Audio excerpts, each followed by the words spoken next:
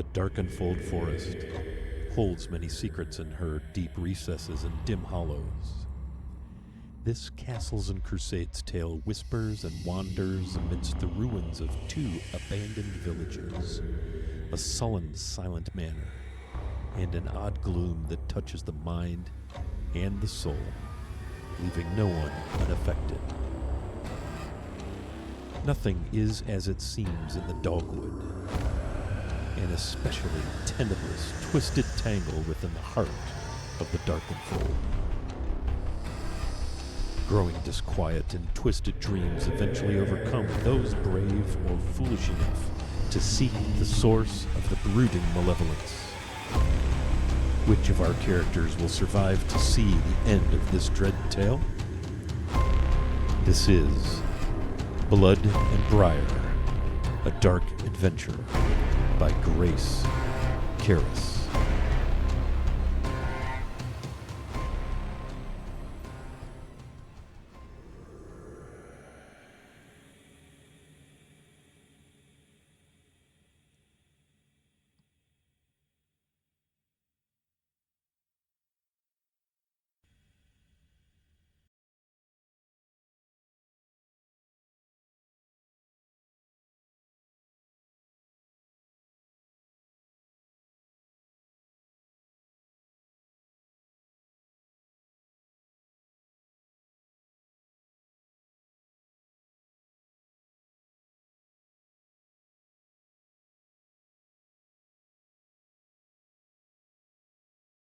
That was my attempt at a dramatic opening that I had supremely dialed in to perfection. And then when I hit play to start the game, it didn't work. Welcome to technology. Welcome to my stream. That's how we roll. Okay, so this is the third session of a little thing we call Blood and Briar. This is a game written by Grace Carras. She's one of the trolls. And that's our first order of business. Hey, Dungeon Mr. Ty, welcome aboard. First order of business. We want to thank our friends at Trollord Games for putting Summer of Siege together and for giving us some $10 discount codes for their online store. We'll give some of those away today, so that's pretty exciting. I want to thank Chuck and Obsidian Risk Scott for providing those. And then I want to thank Grace Carras for obviously writing a killer adventure, pun intended, and for all the work she does promoting and putting together Summer of Siege. So welcome aboard. And so you can keep track of who's who by simply typing the first name of the character preceded by an exclamation point in chat, and that'll tell you kind of the race and the class and the level of each character. So that's meant to be kind of a helpful thing. Thank you, Carl, for demonstrating that. Jaren, male half-elven level 6 arcane thief, and that's played by Carnage, Carl. So you'll meet him in a minute. What's Blood and Briar? So this is a dark horror adventure set in the darkenfold forest, everyone's most favorite corner of the world of Aihrde, the setting world written by Stephen and Davis Chenault for Trollord Games. We're going to play Castles and Crusades, and we're going to be using a little thing they call Siege Engine. You can see in the big yellow block on the overlay here kind of what that is. It's the primary mechanic for Castles and Crusades. It's how we determine success and failure. It's based on the attributes of the character. Each character has what we call primary attributes, which give them a much better chance of success.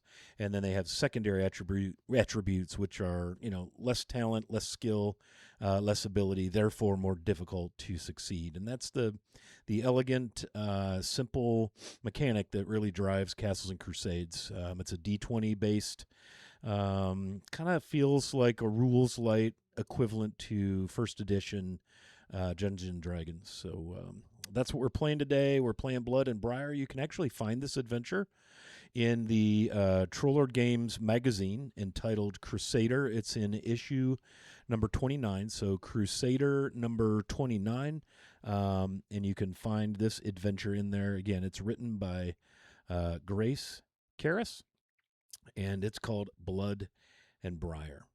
So now I'd like to recap the happenings from the last session, session 2. The party had attempted to work their way back onto this trail. They're in the dogwood. They're making their way to the Von Brecht Manor in search of this group of cultists um, that support the Red God Orndul. They've waylaid the family, the Von Brecht family, there at the manor, and the intendant of the manor, a Bernard Duboulay, has sent our party out there to see what's amiss and find out what's going on. And so they've been attacked a couple of times by these hideous, I call them like thicket men. They're sort of part thorn tree, part humanoid flesh. They have gibbering mouths on them and eyes, and they're nasty. And they can actually attach their lance, this like rotted wooden lance, to you. And so the party's been attacked a couple of times by these splice-born aberrations.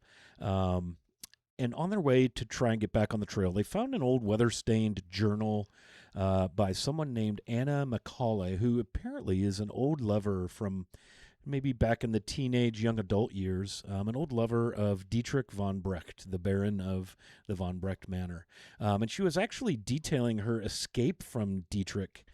Seems he's a bit of a possessive, narcissistic individual, apparently, and she was escaping from him to go live a free life of adventure and excitement, according to this journal. The party makes their way back to the trail finally, after being warned repeatedly not to leave the trail, but as parties do, they left the trail and ran into some issues. They're back on the trail, headed southward toward the Von Brecht Manor, toward the villages of Keshem and Roslo. And along the way, they happen upon a deep, dark ravine that kind of went east-west across the trail, and there were the pilings of an old bridge that had collapsed, and peering down into the ravine, they saw the ruins and wreckage of an old carriage. So they scrambled down there, and in scavenging the carriage, they found a dead body, and they found mail, mostly rotted and, fallen apart. This thing had been there for quite some time, numerous seasons, but they found a little metal box. So, of course, they brought that back up to the road and opened it, and it contained essentially mail. It was like a payroll delivery. There were 4 envelopes, each with a name on it, each with some coin inside. So some sort of payment or payroll delivery of some sort from goodness knows when.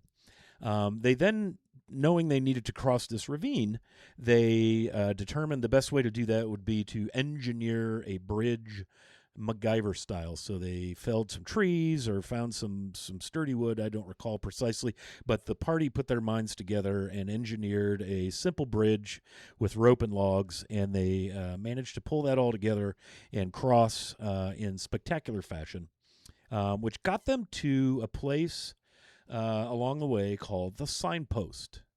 And this is a place that Bernard had actually let them know that this would probably be the only, like the single safe place in the dogwood, a dense, dark, dreary part of the Darkenful believed to be under the evil enchantment of some sort of a blood curse or some such thing. Probably not important. So they camp overnight at the Signpost, and the signpost is simple. It's an old wooden signpost with one placard pointing back up the road in the direction of Greenbriar, and it says Greenbriar on it, and then another placard pointing onward along the trail they're following, which is just barely wide enough for them to pull their cart through with a donkey named Dinner. And that points toward the Von Brecht Manor in the town of Keshem. And then pointing offward into the forest is another arrow placard that says Roslo. And so they set camp, and like it does in the forest, as evening rolled around and bedtime rolled around, a dense fog sort of swept over the campsite. And one by one, as they slept, they each had visions, rather disturbing visions, where they were actually in the body of one of their party members, and they saw these bits and pieces of the past of some of their traveling companions and had to sort out what decision to make or what action to take, and none of them really fared very well. But as the night wore on and the fog continued to envelop them, they had each had the same vision of happening across a river wherein lie the Serpent of Tarvish. And going around the group, give each player the opportunity to determine what to do with this scene. And it turns out that Jaren, Carl's character, pulled the thread, the red thread that had bound the forked tongue of the serpent of Tarvish, pulled the thread, untied it while the serpent yawned, per the folklore that they heard in the inn at the start of the adventure.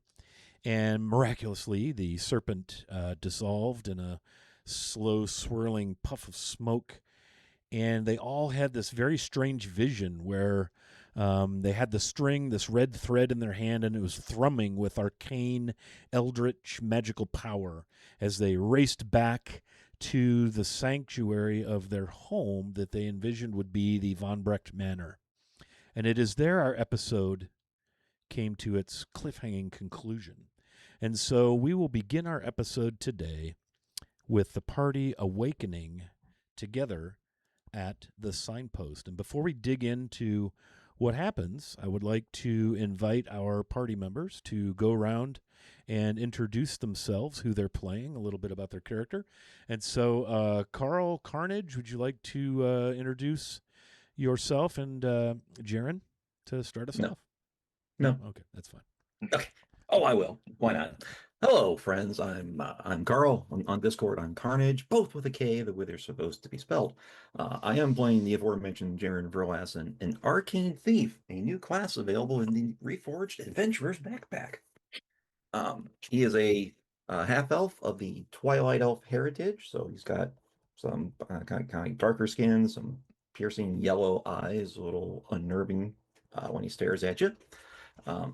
As an arcane thief, he can cast spells, but only by reading them out of his grimoire. And as he reads the spells, they vanish.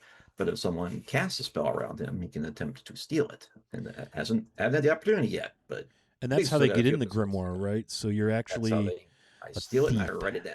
Yeah. I am. Doc Shoulder, by the way, says hello in chat, Carl. Oh, Doc. What's up? All right, so that's Carnage and Jaren. Let's drop down to Fosco and Annalise. You're muted, brother, but you look good, man. I sounded so good too just then. I was vibing it, yeah. Best intro there. Yeah. Looked good. I'm Fosco. I'm playing Annalise, an elven primal druid, also from the new Adventurer's Backpack. She hails from the Malorian section of the Darkenfold, and she has Squeaks with her companion, Mink. She is pale of skin and kind of a little unkempt. Hair's a little messy, twigs and briars and things all kind of holding her hair back in different places. Fits in nicely in our setting of the Darkenfold Forest, I'm sure. All right. How about we'll just go right around the horn here. Jeff, would you like to introduce yourself and your character, Drugwing? Sure. I'm Scottish Jeff. That's how you'll find me on Discord, hanging around, making comments, wise ass. Yeah, I'm playing Drogwin. I'm a human ranger. I'm a giant of a man. I'm more comfortable tracking animals than I am at humans, but here we are trying to find some people. And yeah, I grew up in the Darkenfold, just the northern parts of Malorian. That's how I know Annalise. And yeah, we're hoping to get out of this alive. And if we get back to Briar, I would like to put my sword right through that asshole that hired us. Yeah, that's about it. What? Not Bernard. Bernard's lovely. He stinks. There's something. He does smell pretty funky. Yeah, that's fair. All right, last but certainly not least, Grognard Rich. What's going on, my friend? Hey, so Grognard Rich, you can find me that's my handle on Discord. And I am playing a rune mark, which is also from the new Adventurous Backpack. I am a new Enochian sort of noble, scholar. He's obsessed with learning the secrets of creation, and he heard that there may be a library at this manor that may or may not hold some tomes that might be interesting to him. So he is willingly heading off into danger to see what secrets he may uncover. All right, and that. So he's a nerd. He is a nerd, yes. All right, and that brings us back to me. I'm the castle keeper for this adventure, Wily Hobbit. Thanks for hanging out on our little Twitch channel. I did start the first giveaway, so if you would like to win a $10 digital coupon for $10 off on the Trollord Games online store, type in !TLG giveaway, as Rich is demonstrating in chat, and you will be in the drawing, which we'll probably give a couple of these away today. Players are absolutely welcome to participate in the giveaway. Carl. All right. Yeah, Carl was our big winner last week, and in fact, I think that book he's holding right there. It's already arrived. You should have gotten the Crusader issue number 29. I keep telling you. Yeah. I told you, this book says how to win this adventure. It just says be level 18. 18, yeah. Verboten. Yeah. Yep. Okay. Anyway. So, let's do stuff, shall we? Run away. It's the next morning. You awaken with a start, perhaps. Let me do this. Let me reread the last vision you saw after Carl Jaren pulled the red thread from around the tongue of the Serpent of Tarvish. Did I do that? And this is a vision all of you saw together. The Serpent of Tarvish, the dictator who sought to bind your power and cage you, howls in agony as his body contorts. You're already on your feet, dagger in one hand, the red thread gripped tight in the other. But he makes no move towards you. He only coils inward on the ground as his body begins to dissolve. In a matter of moments, the serpent is gone. Where he lay, a red puddle leaks along the river stones, bleeding a slow stream into the Tarvish. The thread in your hand pulses with a power that makes your teeth chatter, and before you know it, your feet are flying, carrying you effortlessly over fallen logs and boulders along the water's edge. You set your sights westward upon your home in the darkened fold and sprint to freedom once more. And that's where we cut our scene, and that was the last bit that you all saw. So, you awaken. Back to full spell points. No. Was it the good rest? Yeah, No. spell points will reset. Anything relating to spell casting. In Castles and Crusades, you normally only regain hit points via natural healing 1 point per day, provided that you are resting and all of that. But oddly enough, you feel incredibly refreshed, and you've actually all regained, if you're down any hit points, 2 hit points. So mark your character sheets accordingly. For any of you who've taken an injury from yesterday's activities, we're screwed later, guys. You've regained 2 hit points. You awaken refreshed. The fog still persists. You look around you, and yes. It's morning because we had set watches, but was even the person on watch succumbed to this vision when they slept? When they slept. Oh, okay. Nobody stayed up all night, so everybody slept and watched at various points. Right. Okay. That's so we had the vision at different times. Yes. Gotcha. Because some of you had a very personal vision, and then all of you had this vision at the stream with the serpent. Gotcha. As you all kind of awaken, perhaps some of you with a bit of a start, heart racing, feeling refreshed, rested, a wolf of incredible size steps into the glade, the clearing where you've made your camp at the signpost. She stands 12 feet tall. This fog swirls about her, her mouth panting open, just almost blows back the hair from anyone who's within 5 feet. You smell the scent of oranges and gingerbread. Her blue eyes, larger than serving plates, peer, looking upon each of you, one after another. You note in her chest, she stands like 12 feet tall at the shoulder. It's a massive wolf. Her chest is hollowed out and carved open by some means and is, by all accounts, empty. You don't see a heart where you think one should be.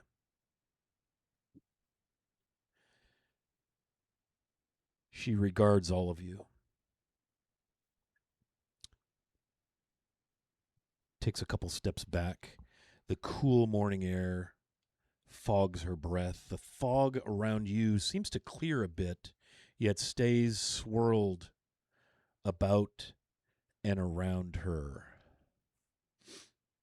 Annalise, you feel Squeaks on your shoulder stiffen and tense and shiver as she regards this massive wolf. Each of you feel as the blue piercing eyes of this large canine look at you each in turn, as if some connection almost, as if she's seeing through you, into you.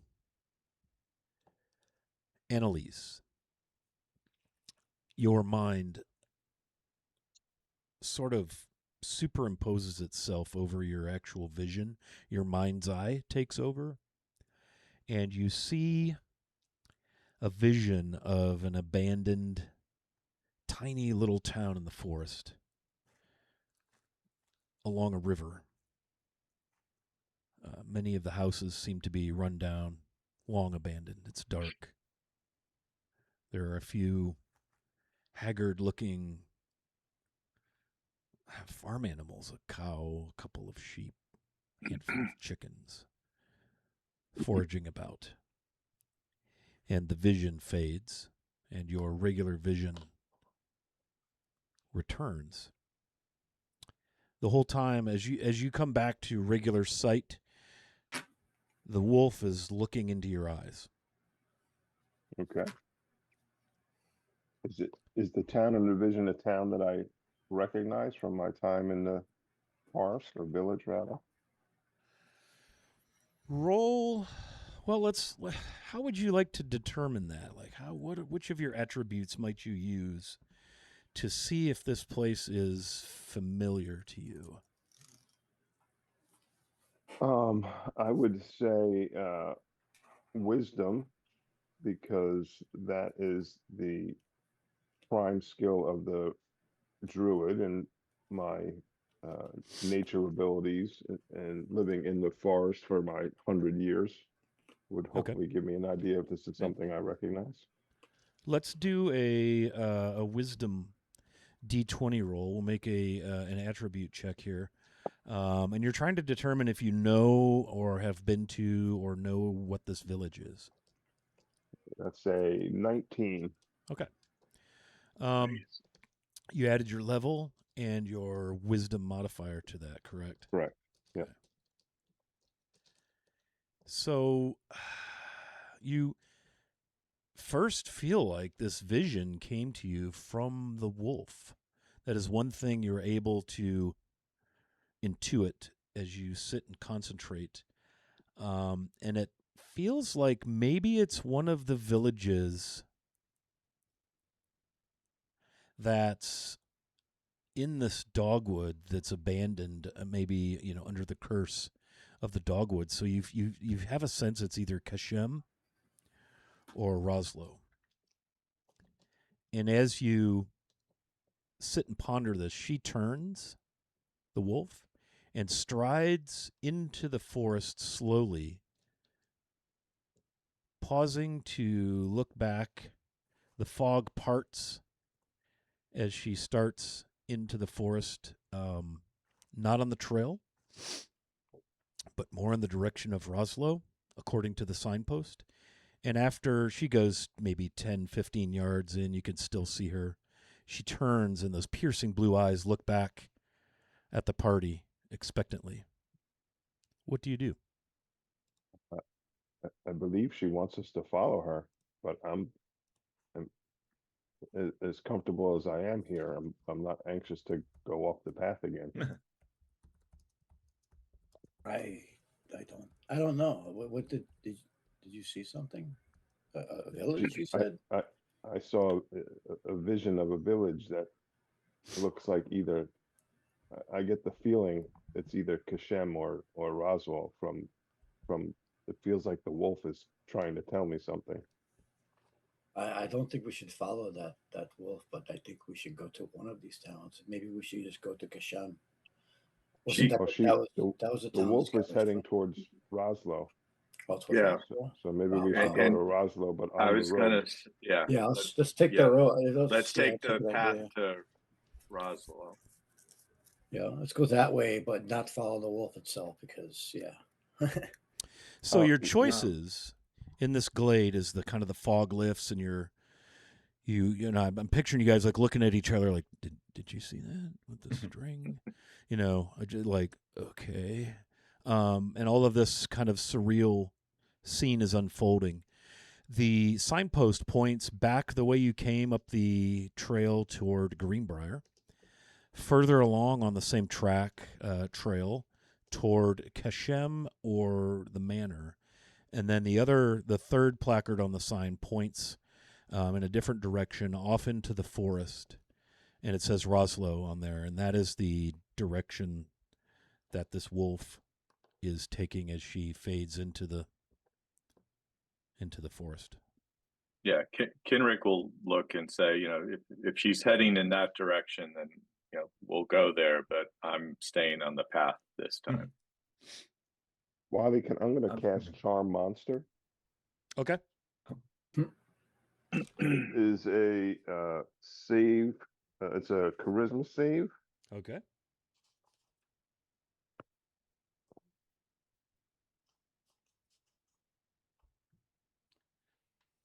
For the character, for the monster. Okay. I'm just finding my Oh, I'm way sorry. to her stat block here. Don't mind me. It's I have to make a charisma. I have to make a charisma check to get it to do something beyond what it would normally do. Right. Okay. Oops, that's not it. Hang on.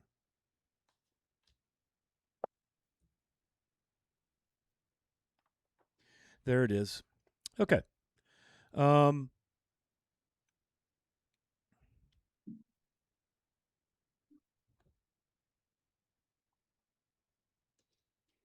So I got to make a charisma save. I had to make a charisma check to convince it to do something that it wouldn't normally do. Okay. Is there not a saving throw for the spell? There's a charisma check for the charisma save negates me trying to tell it to That's do what I was something looking what it for. wants to Okay, do, yeah. cool. Yeah. So she'll have to make a charisma roll. If I could just roll it on the table. Okay. I have a 19. I rolled an 18. Okay. So that sounds like you saved. It does. Okay, I'm going to talk to the wolf anyway and say, "Come, friend, walk with us on the path." She stops the wolf and turns again and sort of shakes her fur, the dampness of the morning, and the dew flies in all directions, and she continues off into the thicket in the same direction. How She was quickly do we heading. lose sight of her? With we the don't follow? fog dissipating, that's helping, and she's big. So you can see her for probably 20, 25 yards, and she continues on. Can we shadow her on the road? Is she walking perpendicular to the road? It's kind of a Parallel perpendicular. ladder? Yeah, you're going to lose her if you follow the trail. Okay. Well, remember, it was Bernard that told us not to leave the trail, but we're also putting together a lot of things that maybe he's not someone that we need to be Honest. the most heeding all of his advice, per se.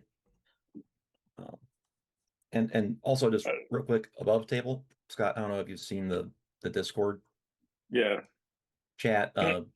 Blaze he's here. There was a family thing. Oh, bummer. I mean, oh, good. Or bummer He wants is to good. play, But but his- he's got to kind of pause maybe. But he's just waiting to know if you want to pause to reset the Zoom windows or what you want Yeah. to do. Yeah, let's Take it quick before we get really started.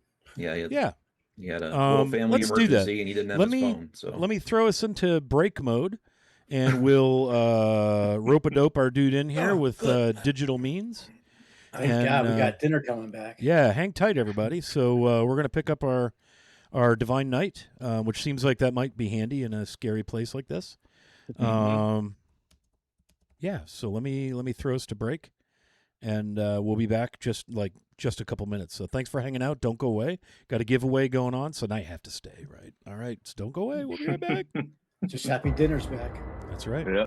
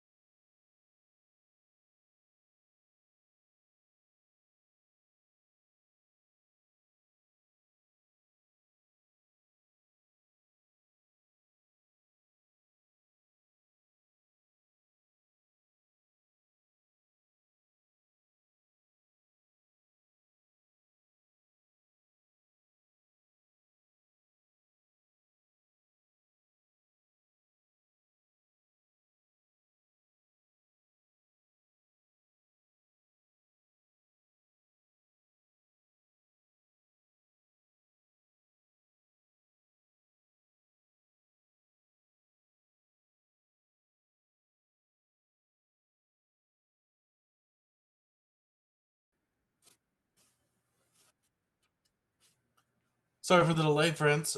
Dude, like I said, man, don't worry about it. Family first. If you had to leave, no problem, man. Yep.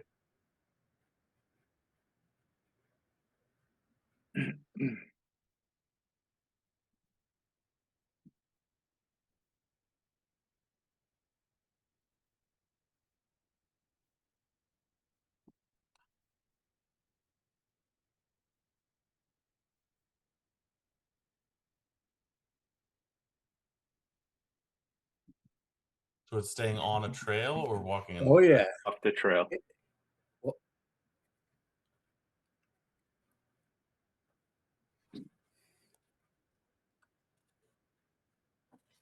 Well, I thought it was a trail that went to. I thought it had its own path. I thought we were like a crossroads type thing, or just a signpost. Oh, so in that case, if we're gonna follow the big wolf, then I guess we gotta blaze it. We gotta follow. Hopefully, it How doesn't far ahead of us is it?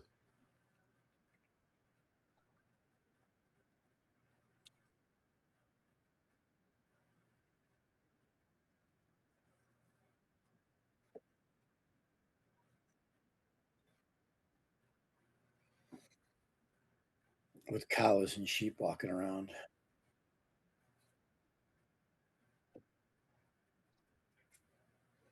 But no people. Yeah, let's just keep following. You know, I'm pretty sure that because if this happened when we just had woken up and everything, I got my hood on and everything, so I got this whole wolf thing going. I'm like, I'm pretty sure she doesn't know who this is. I'm gonna cast Speak with Animals on myself, Ooh, nice. and What are you, budding druid there? Step on Annalise's toe. Yeah. Oh, any and divine spell. Thanks, God. Oh, that's true. I forgot about that. Any divine, yeah. And I want to shout out. I guess it would sound more like growls and snarls than anything else, but just where are you leading us?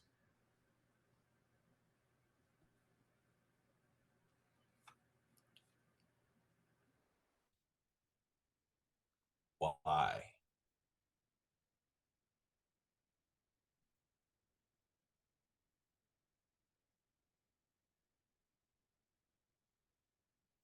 Can you get us back to this trail? Do I trust it? What do you what do you want for? has a 12-foot wolf with its chest all devoid of all organs. Oh, yeah, ever yeah. The led you chest is astray open. before? By the way, the chest is open. There's no heart or anything, but the thing Yeah. didn't attack us. So I say, did it say? What did it say?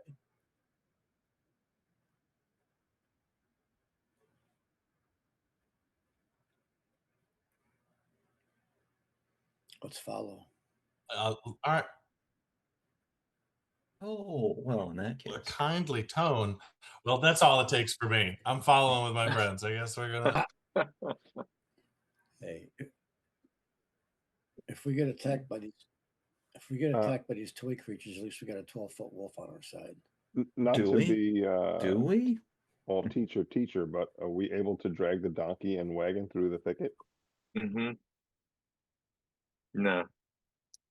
So I've already got Speak with Animals up.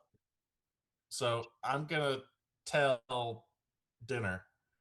I'm leaving the tent up. You have shelter. If anything happens, I'm gonna disconnect him from the wagon. If anything happens, run back the way we came to the We'll set the nearest town. water up. Set his water up.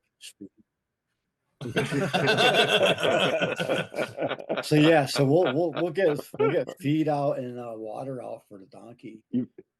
You've been waiting since week 1 for him to do Speak with the donkey, haven't you? For Youngins in the Stream, that's a reference to an old TV show from the 50s Of course, and 60s. yes. Mr. Ed. You know, they would just put peanut butter in the horse's mouth to make him do that.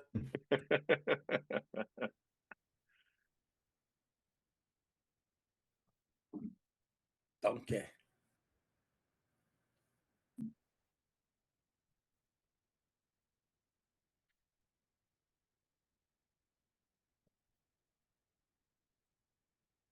Everything else we've seen so far the past 48 hours or so. I mean, come on. If it doesn't attack us, it's our friend.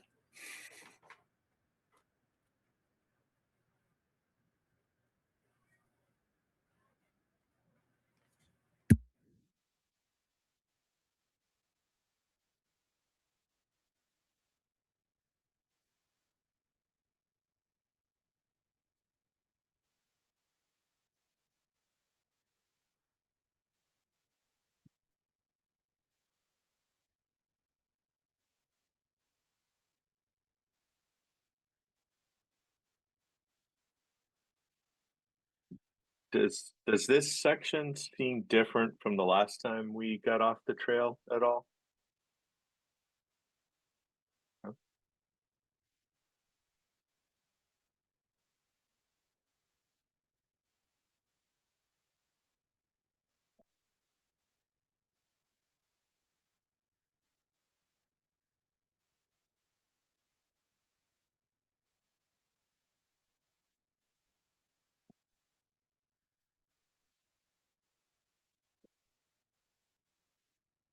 Having, This is fine. having This is seen fine. your thicket men on several occasions before, Annalise is keeping a particular eye out for Yeah. anything that looks remotely uh, like it may be Same wanting here. to stab me. I would think that maybe Annalise is keeping an eye on one side. I'm keeping an eye on the other side.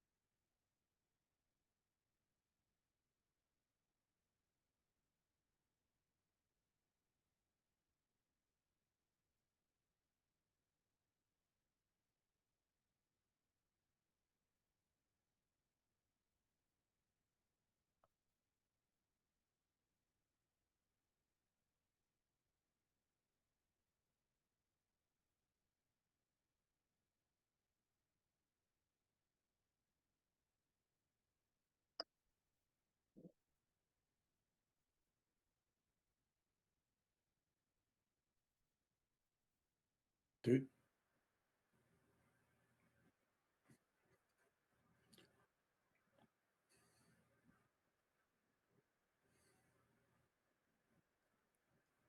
The That was animal, my well, the animals that we see.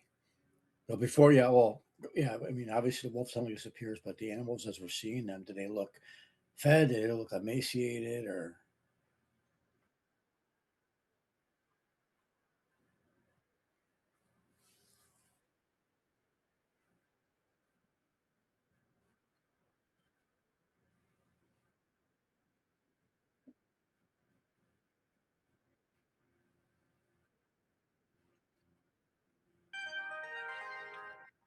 where's the wolf?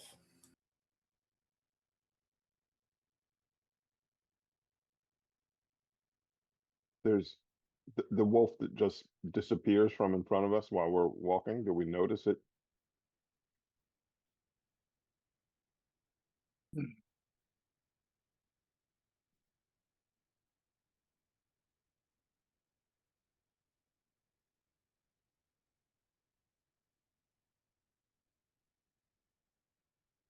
And none of the animals have the missing chest issue that the wolf has that we can notice.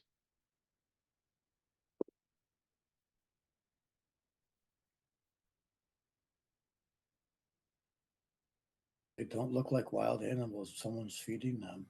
I don't see anybody. You know, pigs can't just feed themselves. They would not look like that. They would look a lot unhealthier. Um, someone's got to be here. I kind of like not dash, but I kind of like make my way to the closest building that looks like it's not going to fall down or anything.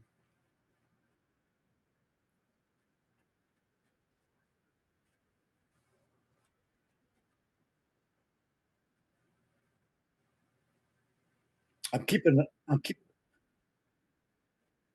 I'm also keeping an eye on the animals because I've read the Animal Farm, so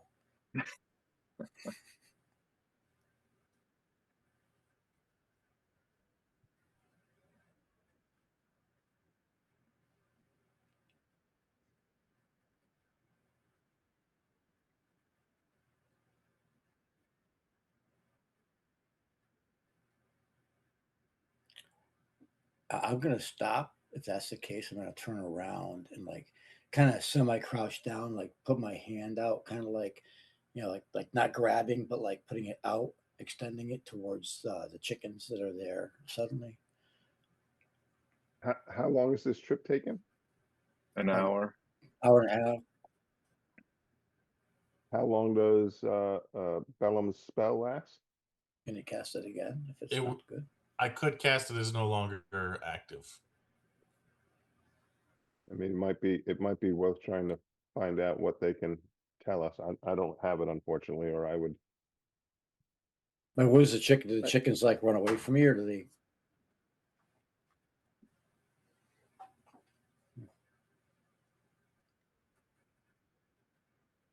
Yeah, but they're How not. many buildings are there in this store?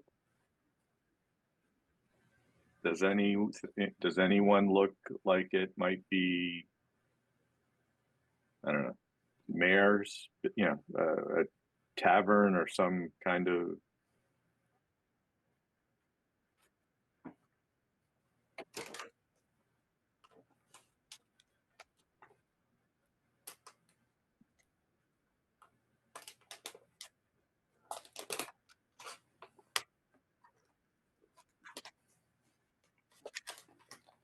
Kenrick's gonna start walking towards there to check that place out. Is it as dilapidated as the rest, or is it in better shape, worse shape?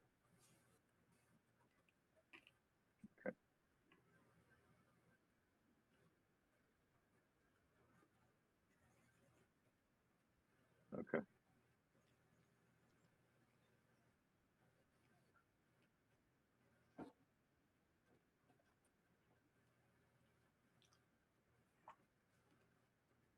Okay.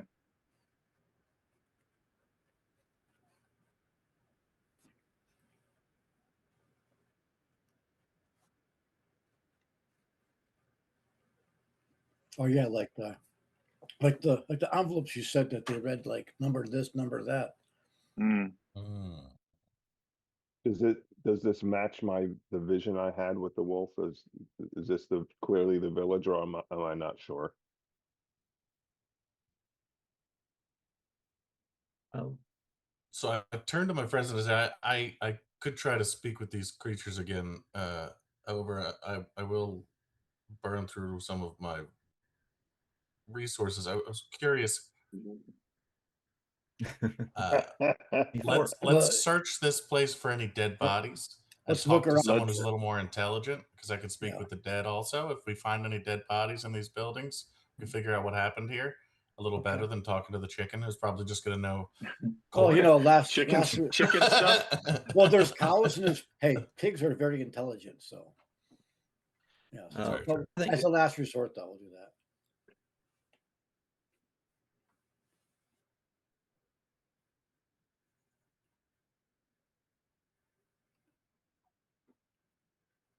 Ooh.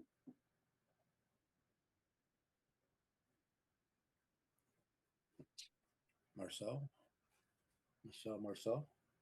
Yeah, so Kenrick will kind of slowly start walking up the path towards the front door. He will have his bow ready just in case. And as he's doing that, you said the chickens kind of, peck at the ground like chickens do. I want to just approach the chickens, and do they stand their ground? Do they away, scatter away? I want to examine the ground. Does it look like it was actually disturbed? Okay, just trying to figure out if this is like an illusion, but Very good illusion. Mm. it could be. I mean, I've got a spell, but if I cast it, it's gone. If I see who was heading up to the big house there, I was. I probably, if I would have had, if that was a prominent big house, that probably would have been the building I would have been heading for. I'm not gonna bother myself looking in a tiny home. So I'm probably maybe right up there with you, walking towards the Mhm. that whatever that is, that large building.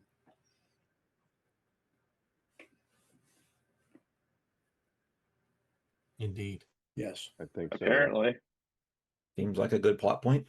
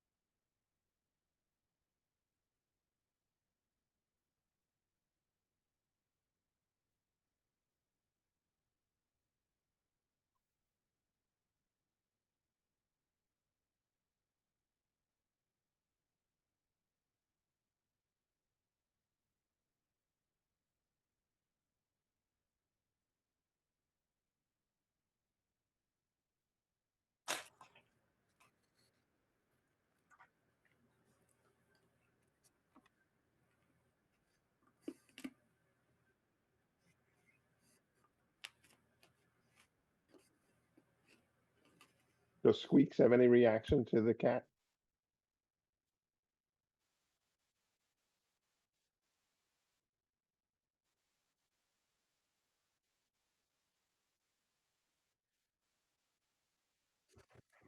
Okay. Kitty cat.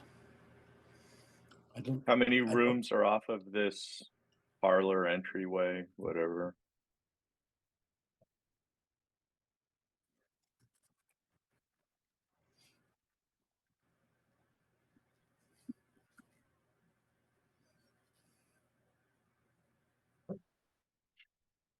I'll be. All right. I guess Kenrick's going further in.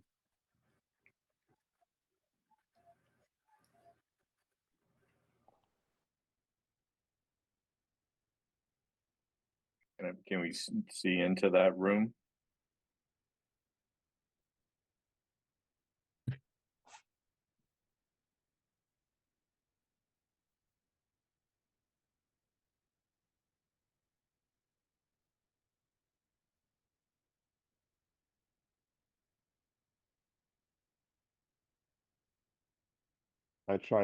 I squat down and try to pet the cat, see what Yeah. it does. Yeah. Okay.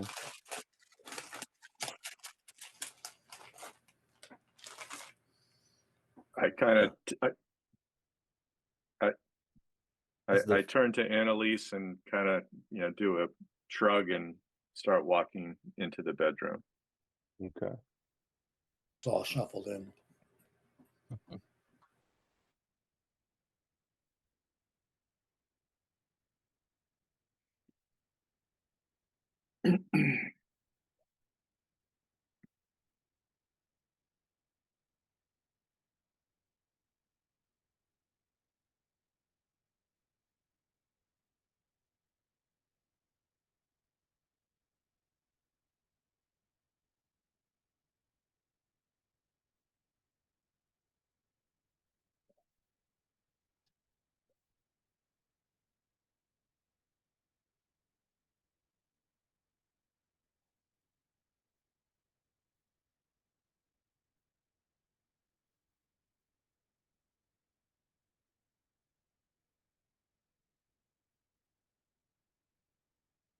So this isn't a child's drawing. This is something like a professional artist. Yeah. Do I notice if the paper looks weathered or old or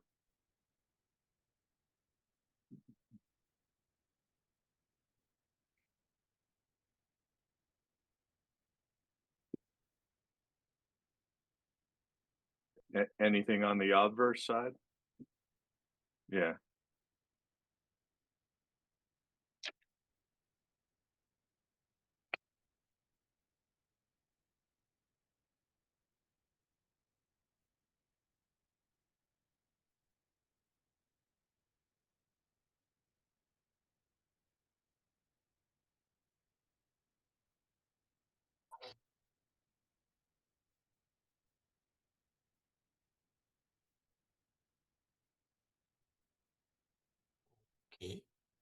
Are you kind of like addressing this kind of like discovery?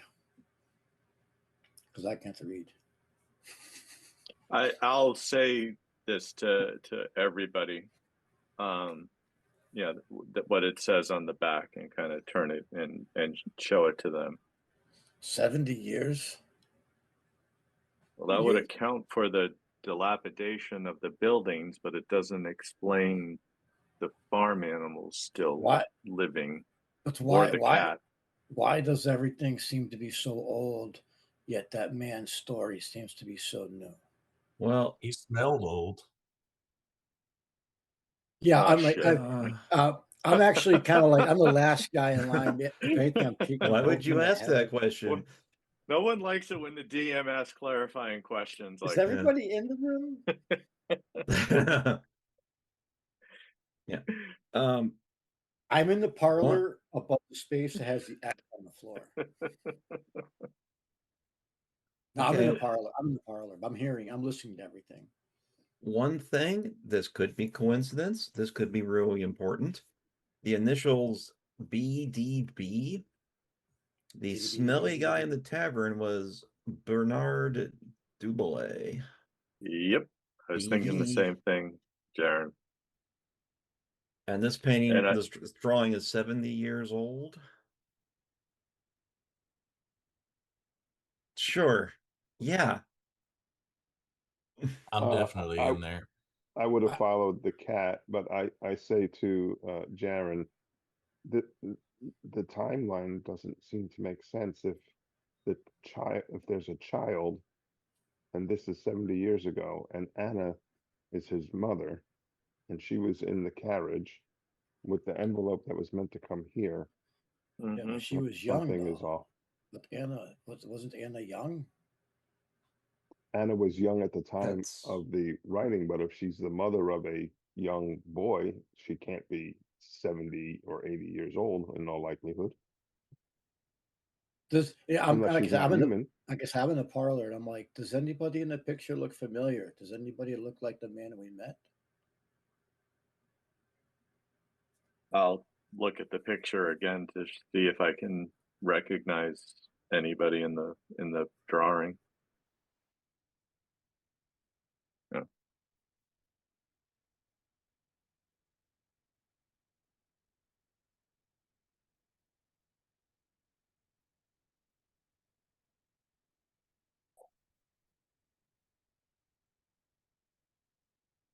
I'm looking more around the side because I'm short. So.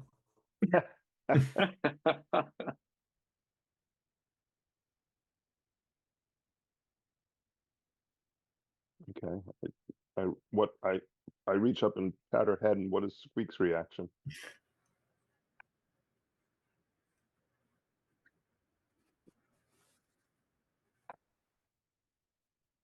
I say, don't worry, you're still my favorite. Well, I want to take that as a good sign, and Kenrick will say that as he turns and kind of notices. Anything else I notice in the room or on the table? There are a chest of drawers or anything like that? Yeah.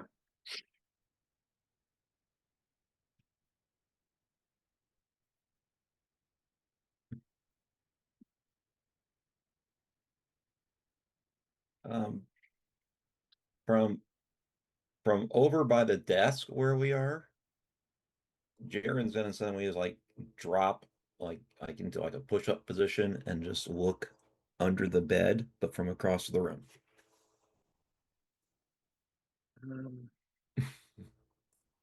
No giant lumpy thing with fur and red eyes and nothing.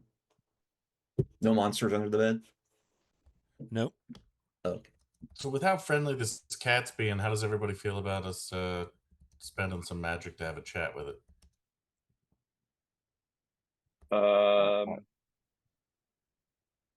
That might not be a bad idea. If you do that, Kenrick's gonna use his intelligence and kind of do a search of the room. Okay. go ahead and roll your d20 to search the room. Is that a prime or a secondary? It's a prime for Okay. me. So he rolled a 17 plus 2 for his intelligence would be a 19. Plus Okay. 6. Level I'm gonna 2. look Plus for 6 for hidden- my Okay. You notice it looks to be a couple pieces of paper like sticking out from under the mattress as you're going through all of this. Okay. I'll pull Blaze, you those. said you were gonna cast Speak Well, I with said I Animals. was asking the group. They all seem to agree. So yes, I'll spend another 3 of my points. Yes, resources. Hey, if you talk to the cat, then go talk to one of the animals too. Yeah. Well, it lasts for a 1 round per level, so I have a good bit of time, about a minute. Okay. To have this conversation. Hey, Wiley, above table, some folks are saying that they're having difficulty hearing you. Yeah, and I caught had it. some difficulty. You got it. Okay. I'm also, while they're doing all that, I want to poke my head into that other room that was off the parlor. Into the other room that was off the parlor. That looks to be a I'm kitchen. just gonna kind of like poke Yeah. my head in. Yeah, There, it looks kinda like it's do one of those like I'm not gonna enter in. I'm sweating as it is because I don't like being indoors to begin with. Got you. I like trees Yeah. above me. Yeah, it looks Get like it's a kitchen. little claustrophobia. So we've got Kenrick has found something in the. Hey Asher, what's up, man? Thanks for hopping on. Found something in the room, some papers under the mattress, and Bellum is casting Speak with Animals. What does it look like when you cast that spell? How does that? He kind of tucks his head down, moves his hands in a series of movements, not exactly like crossing his chest or whatever, but more like crossing swords across his chest, like are on his emblem on his shield. Mumbles some words to himself, and then when he leans down, he's meowing and purring at this creature. Wow. Love it. Nice. And even like using the body language, turning his head away sometimes, making and breaking eye contact. He's just been magically empowered to speak cat. And so he essentially just asks the thing, are you here all by yourself? Hey Chuck, what's up, man? TLG Troller Games. Chuck is in the house. Thanks for the. We're giving away one of those certificates right now. Thank you for that. One of those discount coupons. So when you cast Speak with Animals, the cat comes to you and begins to speak. Thank you. And she sighs. I am Marcel. You're in my home. Oh shit! my. Those Oh, wow. animals outside that you saw are the folks that remain of the people who live in Roslo. I don't know how the Castle Keeper and Kenrick's images just magically switched in the overlay, but somehow they Weird. have, and so I will fix That's that as I'm someone- talking to you. Well, I'm going to immediately tell everyone, the cat owns the house. Yes. Cats seem The to curse. They think they own everything. We get it. What useful information are you getting from this It's cat? switched again. I'm watching it on. It's doing it on our Zoom. It's all of a sudden it's everyone switches. We're playing around. musical chairs. Yeah. But our names stay It the did- same on this. I don't know. Everything's Seems At to any be the rate- same on mine. She says, "Welcome to my home. The animals outside mean you no harm. What The about the big wolf? caretaker should be here soon. Best not to interact. It comes to feed the animals. It's an evil incarnation of Dietrich's winged spliceborn. At any rate, Iceborne? yes. Is Blaze relaying all of this? In one moment, as soon as I ask a follow-up question, I'm then going to turn around and explain what I was just told. Wait, of Dietrich's? The Baron. Yes. I'm a friend of Elissa von Brecht. Yeah. The Baron's grandmother. Red Cloak the Good, in fact. We were adventuring companions. And much has happened over the years to curse this forest. She had concerns about her grandson. She died suddenly. She took ill. Dietrich's parents were growing reclusive. They were paranoid, prone to furious outbursts in public, getting sicker by the day. Yet Dietrich was growing into a proud, healthy, well-spoken young man as his parents were declining. In fact, he addressed the villages in the aftermath of the Baroness's passing. Said that she had fallen quite ill suddenly and passed in her sleep. I do not know much. This That is not what we've heard. Picture First, you hold. I'm sorry. The picture you hold was written by my beloved Bernard, the intendant of the manor.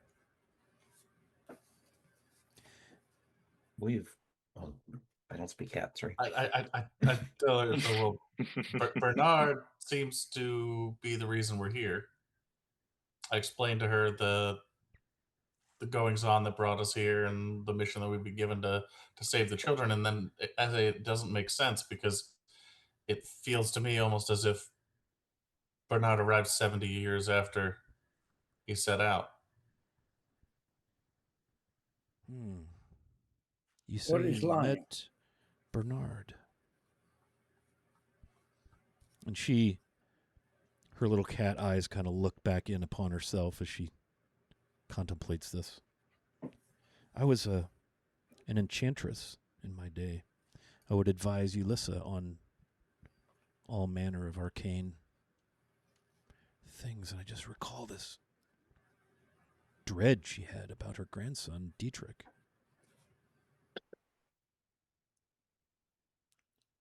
And what dread was that? There's the papers in the mattress. Something was happening to him that she didn't understand.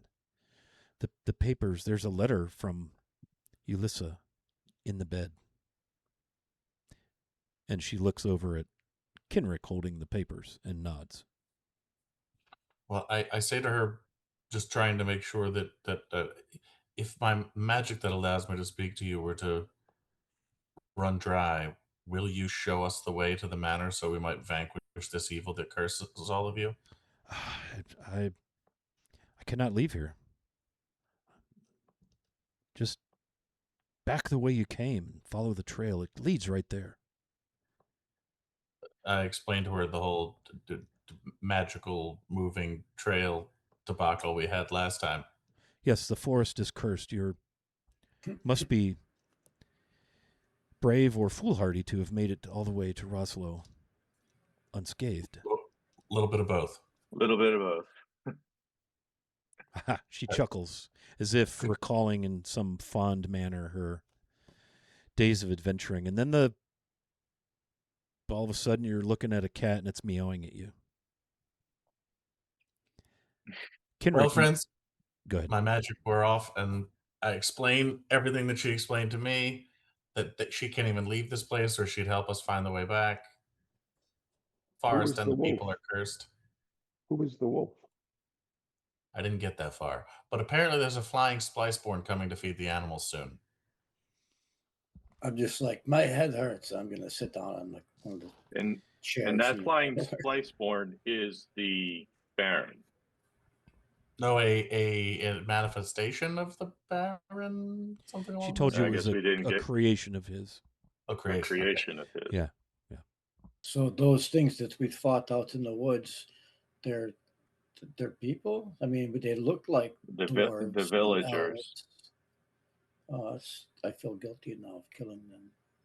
Well, I think the animals are the villagers, and the spliceborn are like summoned servants. Yeah, I guess maybe. Okay. Yeah. We want to wait for this thing to show up and we can maybe kill it or something, but then it's not going to feed the animals anymore, apparently. We don't know what turned them into animals, do we? No, a curse of some kind. The papers, Kenrick has two Yeah. pieces of paper that were folded and stuffed between the mattresses. More reading. The first one is a letter from Ulissa von Brecht addressed to Marcel. The date indicates that yeah, sure. The date indicates that it was sent some 35 years ago. It reads as follows. My dear Marcel, you know how highly I value your knowledge and expertise in matters of the arcane. It is my grandson, Dietrich. I am desperately, deeply worried for him. There are moments when his face, his sweet familiar face, feels like a mask, as though something else peers through his eyes. The sensation is fleeting, but it leaves me shaken as if I've brushed against some unseen hand in the dark. You will recall, as I do, the dark and terrible places we once walked together when our hair was longer, our worries lesser.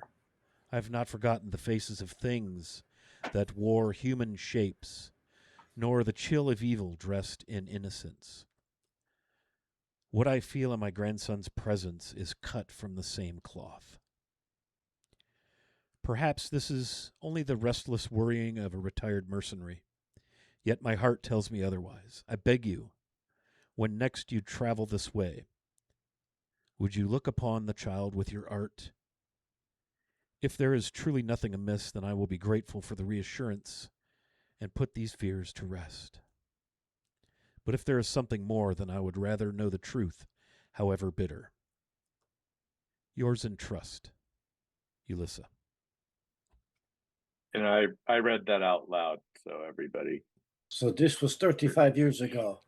And she, I'm sorry, but always trust your instinct, especially as an adventuring type person. So Dietrich is a badass guy. He's not good, apparently.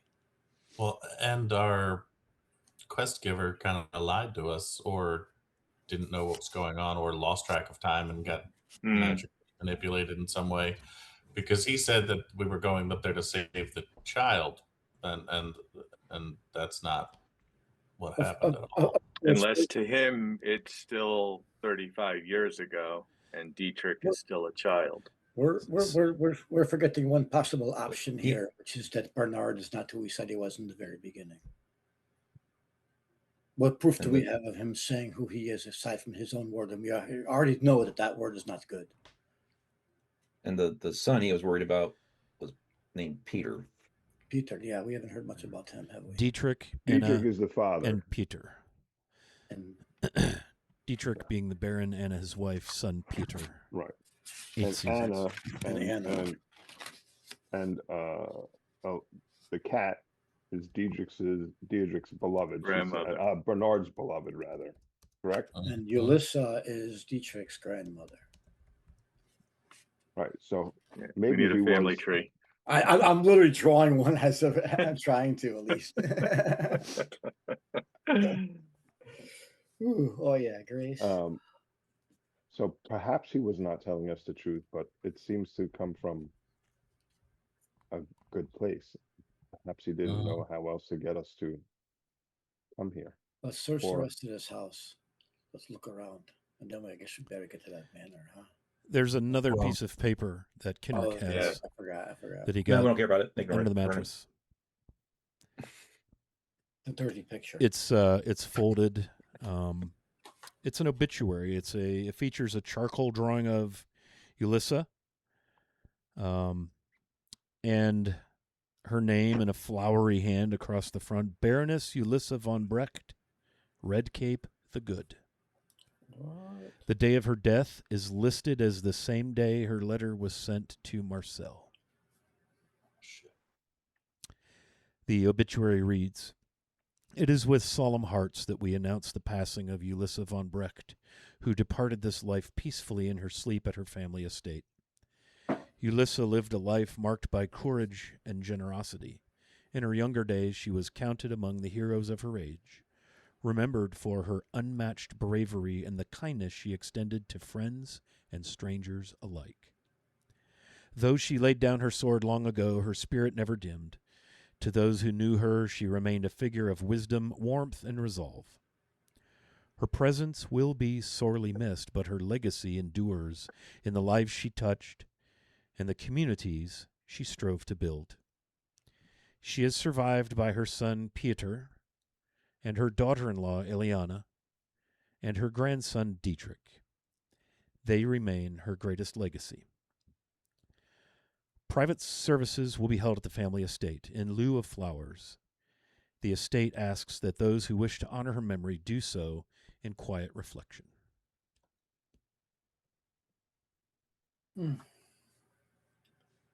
So, have you guys figured out these timelines? You got 70 years ago. We got 35 years ago. We've got. Well, it seems like Stinky Guy from the tavern left like 70 years ago when the father was still a child, because Dietrich's is Peter's son. So that's like the time frames were way off. Because Bernard was the caretaker of them, and he said he was taking care of them, and that this cult, these cultists of this red god comes in, and he leaves, and they take the people. But when did that happen then? A long time ago, because this place has been abandoned for years. I'm not sure when it started, but I know it ends when we arrive at the man with the manor. I say we search the rest of this place and go and try to go to that manor. No stone unturned. Look for anything that looks interesting. Maybe the cat can walk around, and if we get hot or cold, maybe the cat can help direct us. Figure out if maybe the cat still understands language, even if I can't understand it. Ask out loud cat. No. You guys keep any maps around here? Get any hotter, get any colder, we walking in the wrong place. The cat strides out of the bedroom and leads you across the parlor floor toward the kitchen. Follow it. I'll stand at the door and everybody else can follow the cat in. I'm still going to play the guard. I'll follow the cat. Just in case something attacks us, I want to be near the door to the outside. As you walk across the parlor, a desk is against one wall near the kitchen door. And there's papers and such on the desk.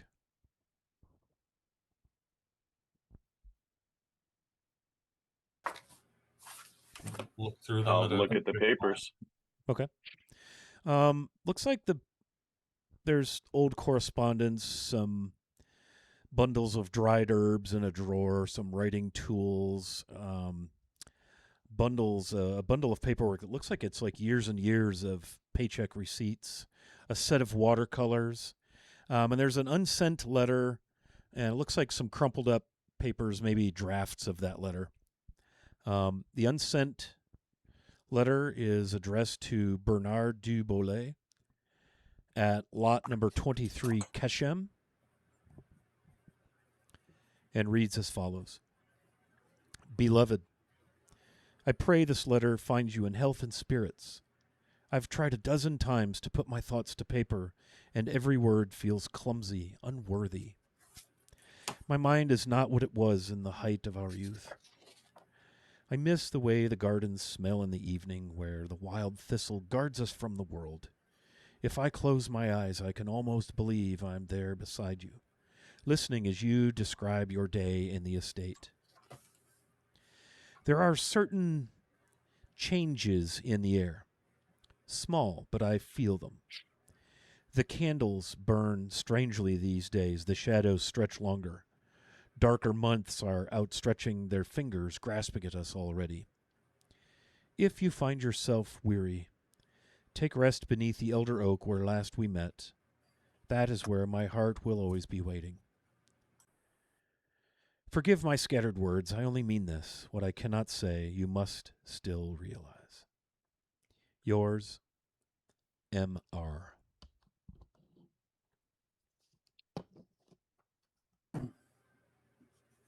Okay. Does Elder Oak mean anything to me? It means old tree.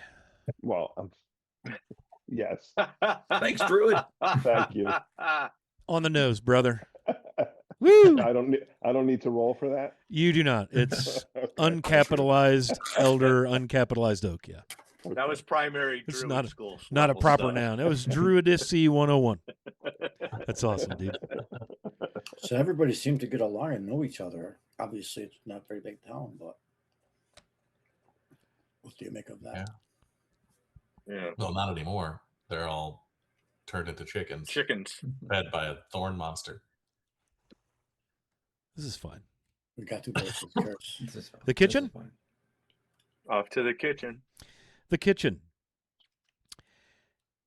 This space, clearly a kitchen, is a modest little room with an iron stove in one corner and shelves of cabinets lining one wall. Like the other rooms, it shows clear signs of desertion and co-opting by the animals of Roslo.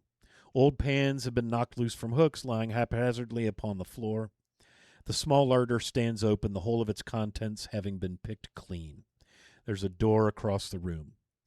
On the countertop are 4 items and a letter addressed to Marcel. The items are a taxidermized snake, a small ceramic vase, a coin made of iron, and a functional spyglass. Taxidermized snake, a small ceramic vase, a coin made of iron, and a functional spyglass. I'll pick up the spyglass and do what everyone does when they pick up a spyglass. Check for any grease on it. I was just kind of he pulls it away. And he's Yeah, got the there's a black ring eye. of grease around your eye. Yeah. And the cat's laughing in the corner. Yeah. Gotcha. Nice. There is a letter. It's short. It reads, My dear Marcel, congratulations once more on excavating such a marvelous and intricate magical barrier. I trust its delivery and installation was completed quickly and without much difficulty. We tested the trap's protections on an unfinished room here in the studio and found the process surprisingly intuitive. After sending our delivery team your way with the doorway, we realized you may indeed require the 4 keys needed to actually disarm the trap. Please find all 4 items enclosed within the accompanying package. Please do reach back out if any part of the puzzle fails to function as expected. Yours, Scalise. That's a new person. And any keys in there? Are there? Yeah. 4 keys, 4 items on the counter. There's no keys. Well, I'm saying there's 4 things. Well, someone asked if there were keys, and I'm just. Well, there's 4 items on that table, isn't there? Is there anything? What's in the vase or vase? It's empty. Vase. Wiley, as an elf, Annalise is entitled to a wisdom check for any. Oh, secret door is that she? Stashes within 5 Is feet. she really? And if she's actively searching, she gets a +2. And so, what are we searching for? Any secret doors. Secret or doors. Well, there is compartments or a anything. sturdy oak door, bound in iron, ornately carved on one side of the room. You may certainly make a roll to search the room for secret doors. Is that? Well, go ahead. Resolve that first. That is a 14. 14. You find no evidence of a secret door, passageway, trapdoor, loose tile, funky brick, or sliding panel. Does this door seem out of place with the rest? I mean, rest of the style of the house. The sturdy door of rich oak, bound in iron, is ornately carved. 4 detailed knights of iron are set into the 4 corners of the door, their outstretched hands jutting from the oak as if in supplication, their palms upright. They each have name plaques carved below them. The top left reads, and I'm going to type them in chat, Amic Pent Ve and Vice. The door has no keyhole, and it does, in fact, stand out from the rest of the house. Just a clarifying question: is it like leaning up against the wall, or is it a door in the like It's an a door? installed. It looks like a door. It's installed. Okay. Installed, yes, sir. You got it. The palms are upright. Is it like a relief? Is it actually like a three-dimensional? It's kinda... 3-dimensional. Well, there's 4 items on the table, right? Maybe those are the keys. Just don't know which one to go where, right? You got a spyglass. You got a. Are they all phone. doing this? All Are they, 4, like- yes, are with their palms Hmm. outstretched in supplication. They're 2-dimensional, or they're kind of like a relief. They're It's- 3-dimensional. No, they're you 3-dimensional. said. 3-dimensional. So mean, do you we gotta- start putting one in each and seeing what combination It said something ultimately? about traps. We do But since have. just randomly we want to start doing this. Not necessarily.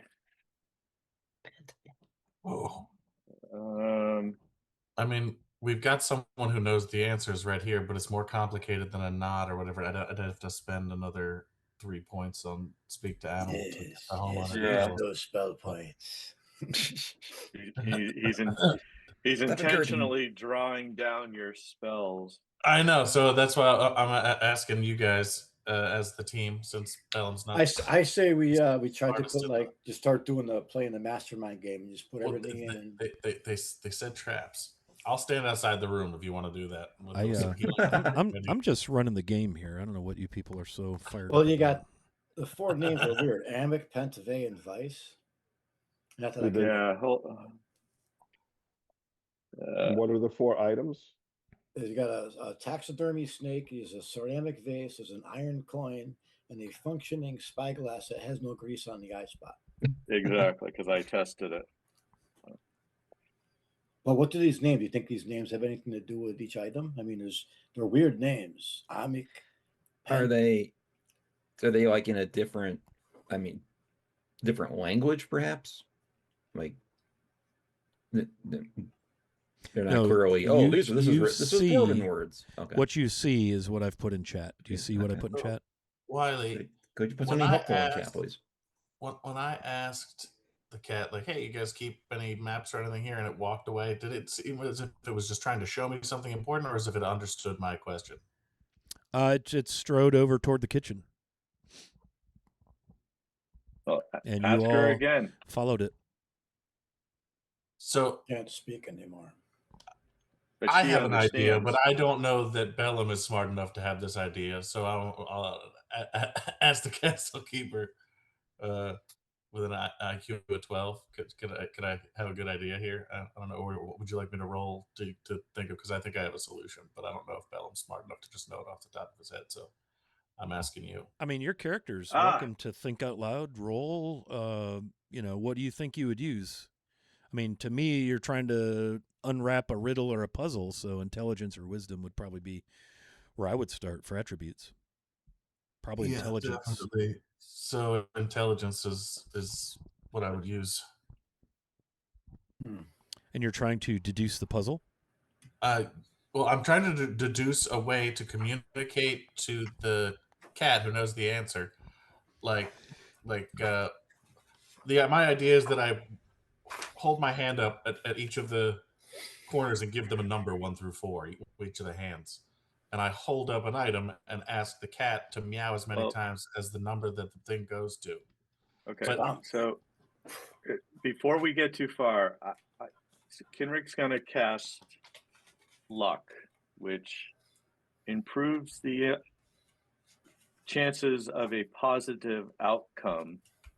There is no saving throw, and it lasts 1 round per level. So we'd have 6 rounds to attempt to do this with just consult my enchants. shiny new rune Page lore. 22. Thank you. Violet. My shiny new rune lore book. Yeah. Oh, it came. Oh yeah. The luck rune lasts for 1 round per level of the rune mark. It can affect only 1 item. Shit.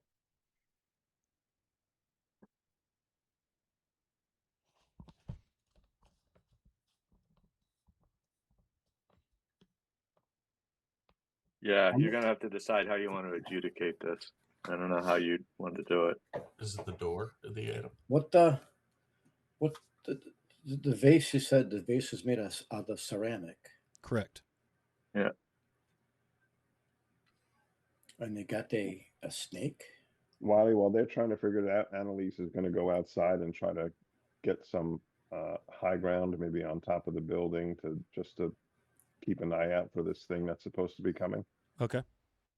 Oh, good call. So it's Fortnite. I'm like standing there, like my intelligence is low. But I'm just like standing there looking at the door. And I'm just like looking at the knights, and I'm like, what? So if I rolled that intelligence roll we were discussing, gonna try to communicate that idea to this cat to see if it'll help us solve the puzzle. Persuasion. Yeah, go ahead and like roll intelligence to see if you think that would work. The cat's obviously smart. 12 plus 1, so 13. Is that a prime or a It is secondary? not. Secondary. Okay, yeah. You're just not sure the cat can connect the dots with what you're trying to piece together, or that like the likelihood of there being miscommunication is pretty high. It's high. Yeah. Okay. Tell you what we're going to do, though. We're going to take a quick, like a 7-minute break. We're going to come back at 3, 4, 6 Eastern time. And when we return, actually right now, I'm going to do it. I'm going to close the giveaway, and I'm going to give stuff away. Good luck, Carl. All right. So I won last time. I'm not taking it from anyone else. You were able to use that $10 for a physical property, huh? That's cool. All right, here we go. Sometimes Closing That's entries. how I got this. And pick winner. All Winner, right. winner, chicken dinner. LMP 7 and 6. Yeah, just hit Ooh. me up and whisper. Congratulations. And as sometime after the stream today or tomorrow, I'll get you the code, and we will give another one of these $10 doo-woppies away after we come back from the break. I'll open that giveaway, and we'll do that at the end. So don't go away. We'll come back actually 3-4-7 Eastern Daylight Time. Congratulations, LMP 7N6. I think it's an I. I think it's an I. I think It's an L. I know for a fact it's an L. Oh, is it? Yep. I got you, man. Yeah. All right, we'll be back. Not a cow.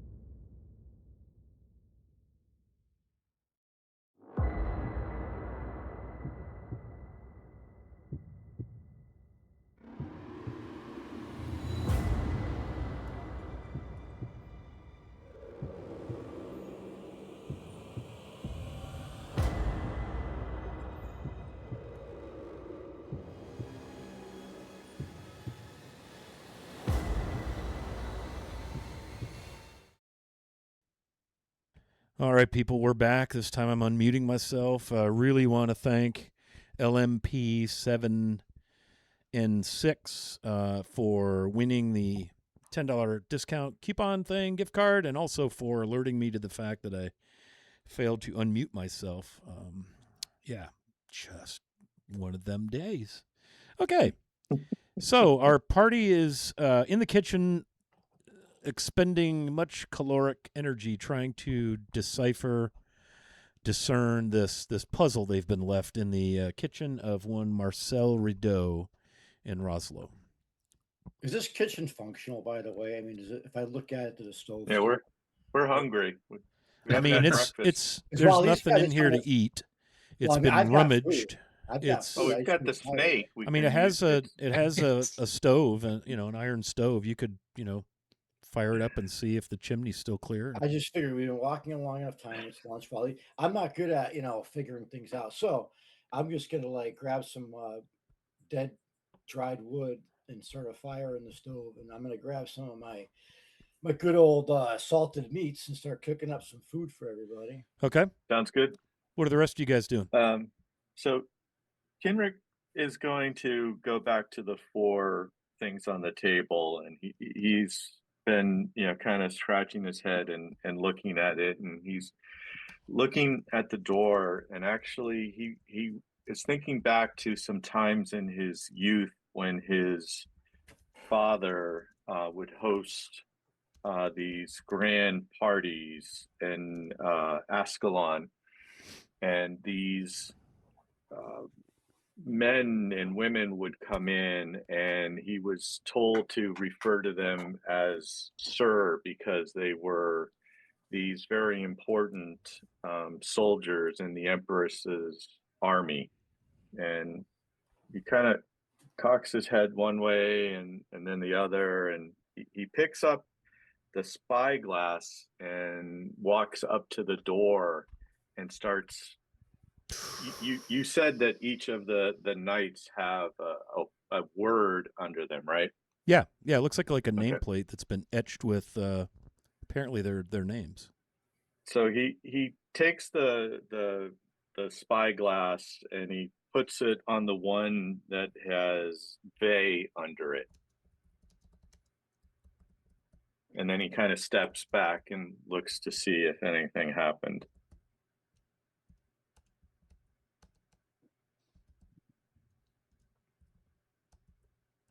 The crowd was silent. Okay. The spyglass lays in the hands of the knight. Nothing happens. Nothing happens.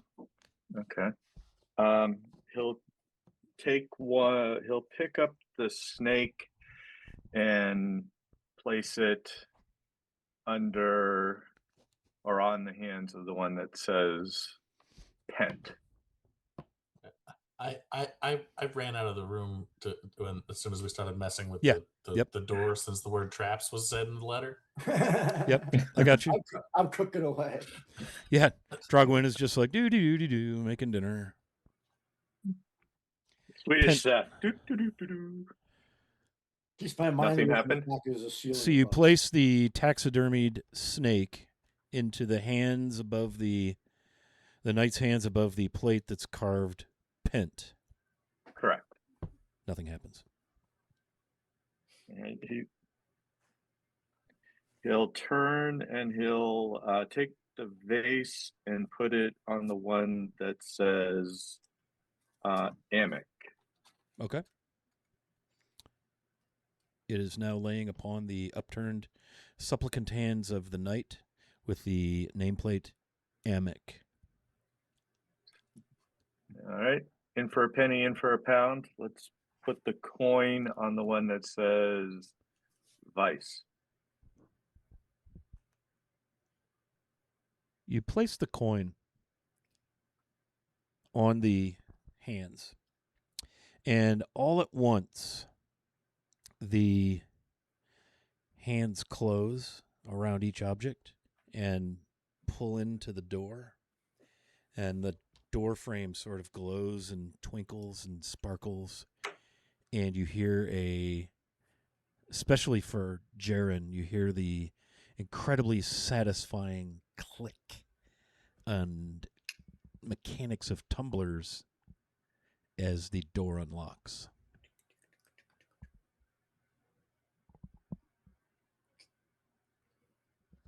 Okay. Do I hear the click or just Jaren? Everybody does.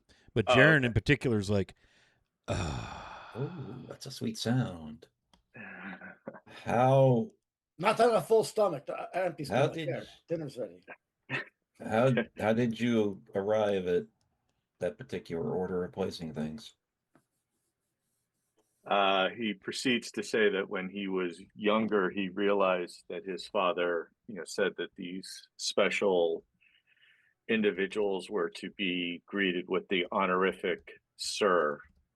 And looking at each of the items, there was the vase was made out of ceramics.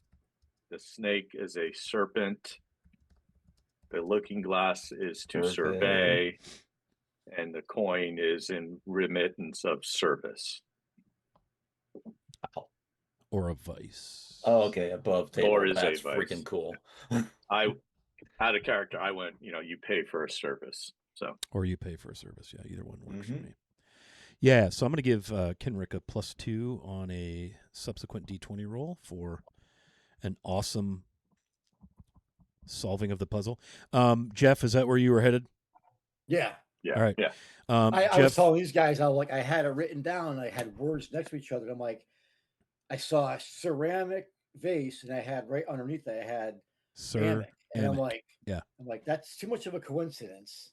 Yep. And All then right, I give looked it up, give yourself a man. +2. I don't want your, you figured it out as well, so you've earned Well, your plus character he a +2. made dinner for us. And he's Right, making right. dinner, yeah. My problem was when I figured it out, and I told these guys, I said, look, I figured something out, but my character can't read or write. I can't. Yeah, so you I couldn't, can't.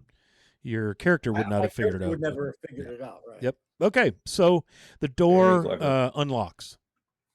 How nice for you. Just out of curiosity, does it open An audible towards us or? Yeah, so an audible click is heard. The tangible release of energy follows as the door swings inward to a dark space beyond. Peering within, you see the interior of a dusty laboratory. The lab is lined with tables and cabinets, jars of all shapes and sizes, and containing all manner of substances fill the shelves.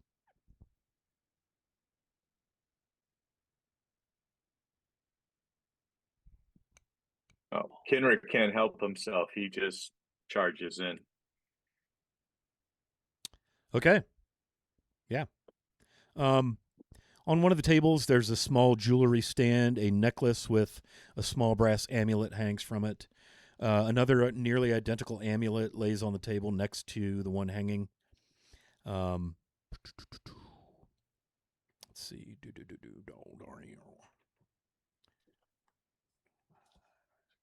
There's also a desk nearby. A silver dagger blade without a handle lays on the desktop next to a loose stack of papers.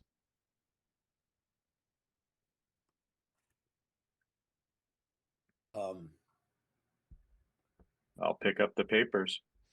I'm gonna Okay. come into the room with a platter of cooked meat. I'm gonna put it down. I'm gonna pick Cookies? up that. I'm gonna pick up that broken. It was a blade of a dagger, right? Just missing a handle or something. You said it was a blade handle, Yeah. So the blade was there, but no handle.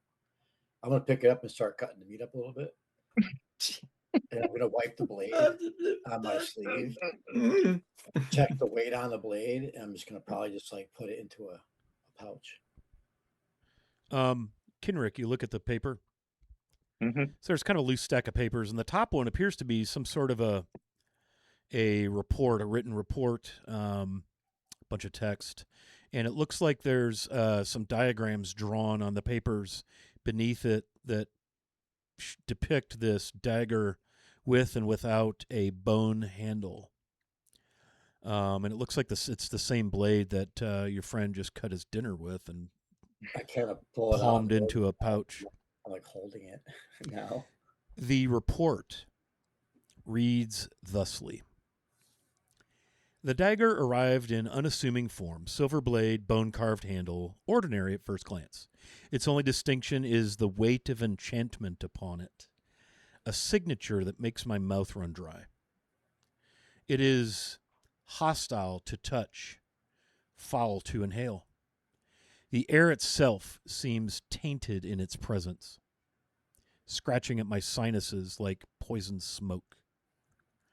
Baron von Brecht delivered it to me himself in a simple oak box this morning, an easy smile on his face, revealing nothing of this violation he had brought to my doorstep. The job is to separate the dagger blade from its bone-carved handle. The magic of this thing is not inert, rather it resists, lashes, and hungers. In the act of unraveling the binding between metal and bone, it lashed me, magic like a whip of fire upon my mind. Eager, it was eager to show me the pain and horror that will wash over Roslo, the things that can be done to a living human body. I'm nobody's fool. This dagger is a key. The magic that coats it is pure evil, one of a blood curse of some kind. This dagger must have created the curse. It is now likely the only object that can unravel whatever the Baron has done. Gods, what has he done? The work of parting the blade from its handle took roughly 30 minutes, most of that spent rooting around its horrid enchantment. The Baron will return later for tea to discuss the job. Did the letter mention or the report mention if it was Dietrich that he was referencing as the Baron or Dietrich's father? It just said the Baron They said the and Baron. him, referred to a male. I'm going to say I wasn't reading that aloud, so I'll mention what I'll tell the group what I had read on the report. Was the letter dated? It was not. That's a lot to unravel. Do So I they see had- the bone handle anywhere? Yeah, I'm sure looking around for a handle or of any Sure, kind. yeah. Whoever's looking around, go ahead and Was it wisdom? Was it- whatever your looking around stat is, usually wisdom or 12, intelligence. 13. I got a modified 18. Is that prime? It's a prime for me. Yeah. I give a prime. I get a +6 and +1, which is +7. But add that to the freaking 2 that I rolled. I'm too concerned about the good cooked meat that I just did, and I just start chowing down. Jaren's going to be looking around too because this is very, very interesting. Yeah. Yeah. That roll. 2 No plus- one finds any sign of a handle. You have the amulets, one laying on the table, one hanging on a little jewelry stand. Do I recognize them at all? You do not. Okay. Just a brass amulet. So whose laboratory was this? Does this belong to the cat? Yeah. I would assume so. Marcel. Marcel Rideau. This is her home. She is referenced a couple of times being an enchantress, a mage wizard of some sort of something. The letter from Ulissa referenced, asking her to practice her art upon Dietrich to see if anything was amiss there. Mm-hmm. So And what's that she good for- apparently installed a badass magical trapped door Mm. in her to guard her lab. So we're basically here to kill this curse and find the people that were taken by this cultist. So we've just did a major shortcut if we could find the handle to this dagger. So just because of how important I think that's all is, I'm going to spend a point to do discern magic. So what things within 50 feet of me are magic, I'm going to spend a point. Okay. and mark it The off. amulet hanging from the jewelry holder gives off strong magical duimer that it has been enchanted, and the blade does not. Well, they did say that together. they would create a magic. So it needs to handle it. Well, I can't see your spell anyways. I If can read it to you. If you No, had, no, I if mean you, only you can see the effects of your spell. What's Yeah. do you share that information? Oh, 100%. I'll say, Yeah, because then it's a run between Jaren and I as to who grabs the necklace first. Well, I'll- it won't cost me any spell slots to identify. player versus player. I'll point it out and I'll say that's heavily enchanted. Someone might want to take a look at that. Like a moth to a flame, Jared's like, Oh, I do turn to everyone and say, but this dagger they've described as magical and evil and all these things gives off no magic. It must need to be complete. So, Or the magic's in the handle. Yeah. didn't mess me up when I picked it up. So, but yeah, I don't need this dagger. I give it to the smartest guy in the room, so you guys can fight over it. what does the cat do with the dagger? Well, the Yeah, cat did the used to be cat a follow person. us into the room, It did. perchance? Yes, it's It- rubbing against legs and meowing and purring and doing cat so it's things. glad we found its where. The necklace. You said there was a necklace on the table. Does it look the same as the one that was hanging or something? It does. Very But similar. it is not giving off It's magic. not It is magic. not. So, as an arcane thief, I have the ability to attempt to identify magic items. Yes, you do. I think you should. I would like to attempt that. utilize I think that. that would be fun. So how does that Maybe. work, Jaren? He has to Uh, eat the item and then talk to his sister and just wait a few hours. and then wait a few hours. Because I possess great knowledge of magic items and their powers, I can attempt to identify the abilities of a magic item as a spell of the same name. But I don't have to cast a spell. It's an intelligence check for me, Okay, That's nice. assuming that I make the intelligence check. let's have a D20 roll, man. Mm. Okay, you know what? You rolled bad last time. We're gonna roll. That's your dump stat, right? Yes, exactly. Arcane Thief. Let's make that the dump stat. That is a yeah, that's a 12 plus 2 plus level. That is a total of 16. So it appears that Prime. this amulet will protect the wearer from the effects of the curse upon the dogwood. Whoa, Oh, that's cool. that's Is it big helpful. enough to go around all of our necks? It is not. Yes, appreciate you for playing though. Yeah. Wah, wah, wah. Well, that's good. Is there anything else that we notice in this room once I finish? Yeah, the fingers? Searching the rest of the room, anything? Nothing else. Just a bunch of. Kenrick, you would recognize like spell components probably, even though you don't cast magic that way. You know. Yeah. Okay. But everything else in here appears to be mundane. The door frame glows significantly from your discern magic, Bellum, and then any items on anybody that are magical also glow Mhm. and vibrate and all of that you can see. You Yeah, I see, think I've done this around my You friends did it before, so before. I'm not surprised by anything You they've did on the got. trail, I think. Yeah. But nothing in here. Was there any more rooms in this place besides this kitchen and the secret door and the bedroom? Were there any other doors or There were no secret doors, staircase? no staircase. That is it. You No have second floor? explored. You have The rooms? explored this house. Well, And this is if, one of the bigger ones in the place? Wow. The rest of them must be little holes. All right. So maybe we head out, try and lock this place back up and see if we can do that, and then get Annalise and figure out our next step.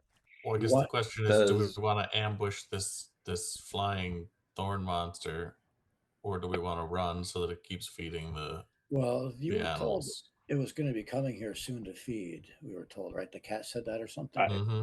Yeah, well, we should probably do this when we're with Annalise, but I'm figuring if it's just coming to feed them, why waste any energy trying to defeat it. We probably should conserve what we've got and focus on the larger Well, target. did we find out that who the animals were? Right, we found that out.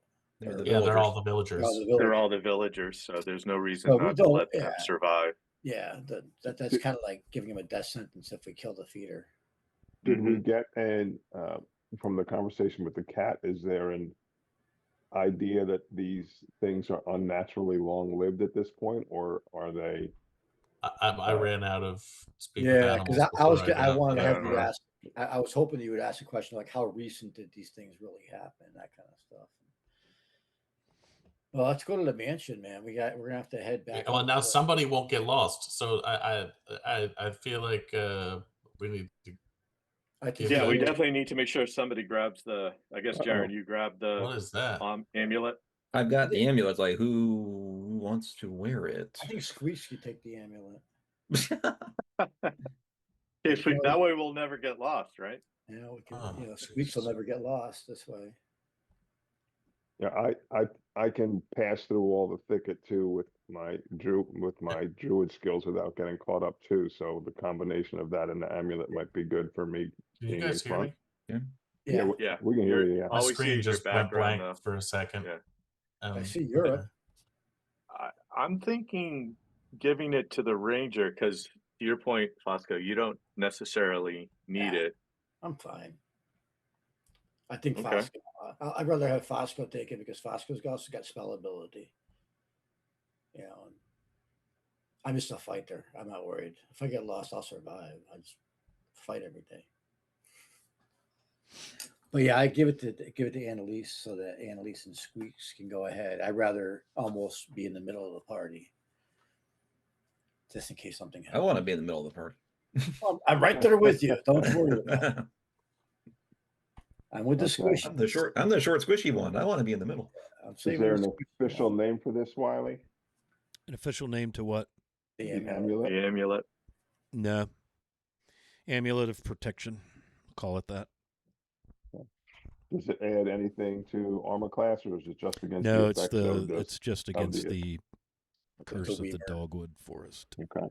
So I guess we don't want to waste time looking the rest of the buildings for any bone handle. I think the bone handle is going to be somewhere else, anyways.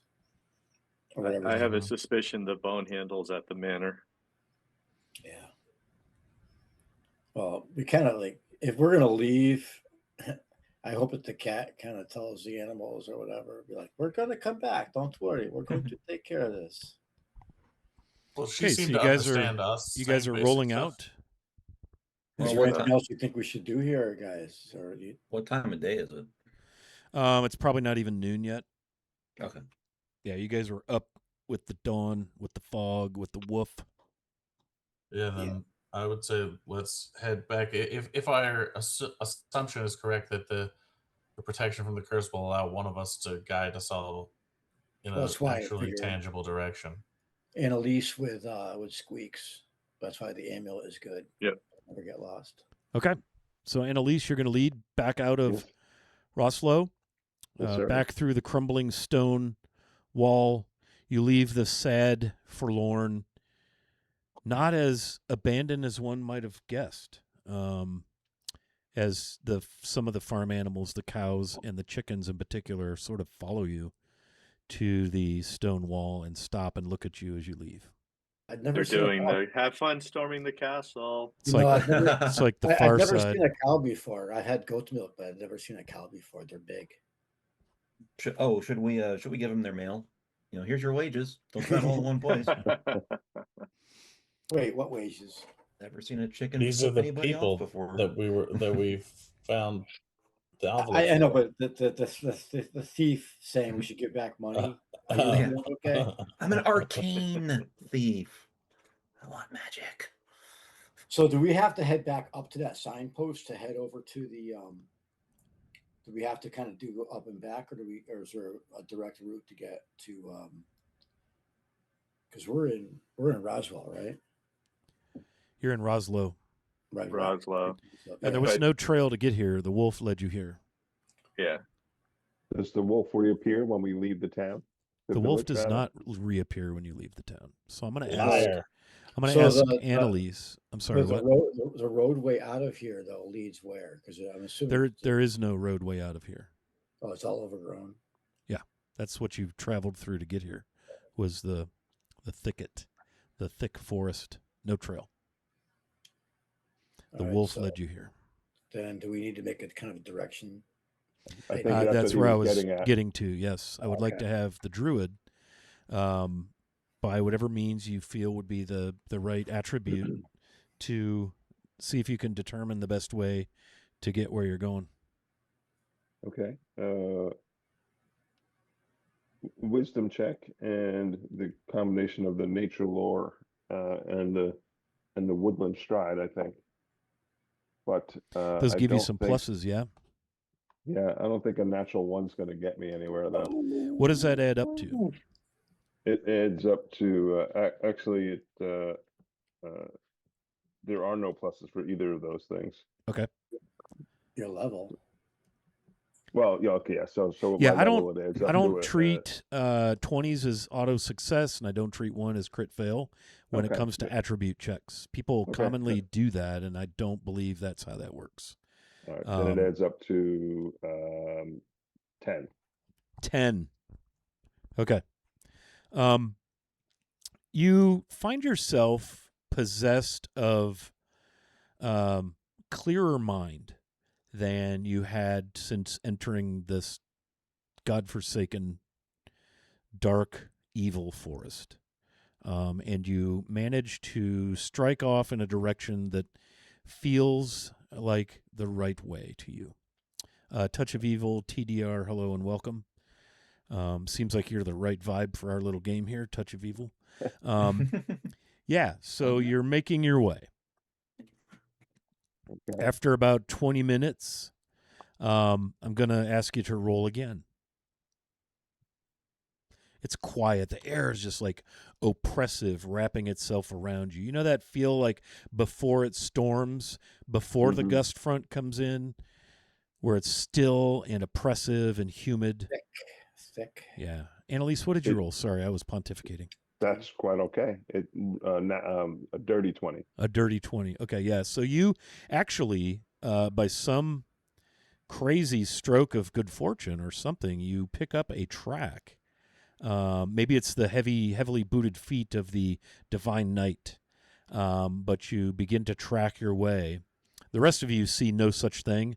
And in fact, all of you, as you're going along, feel like something's watching you.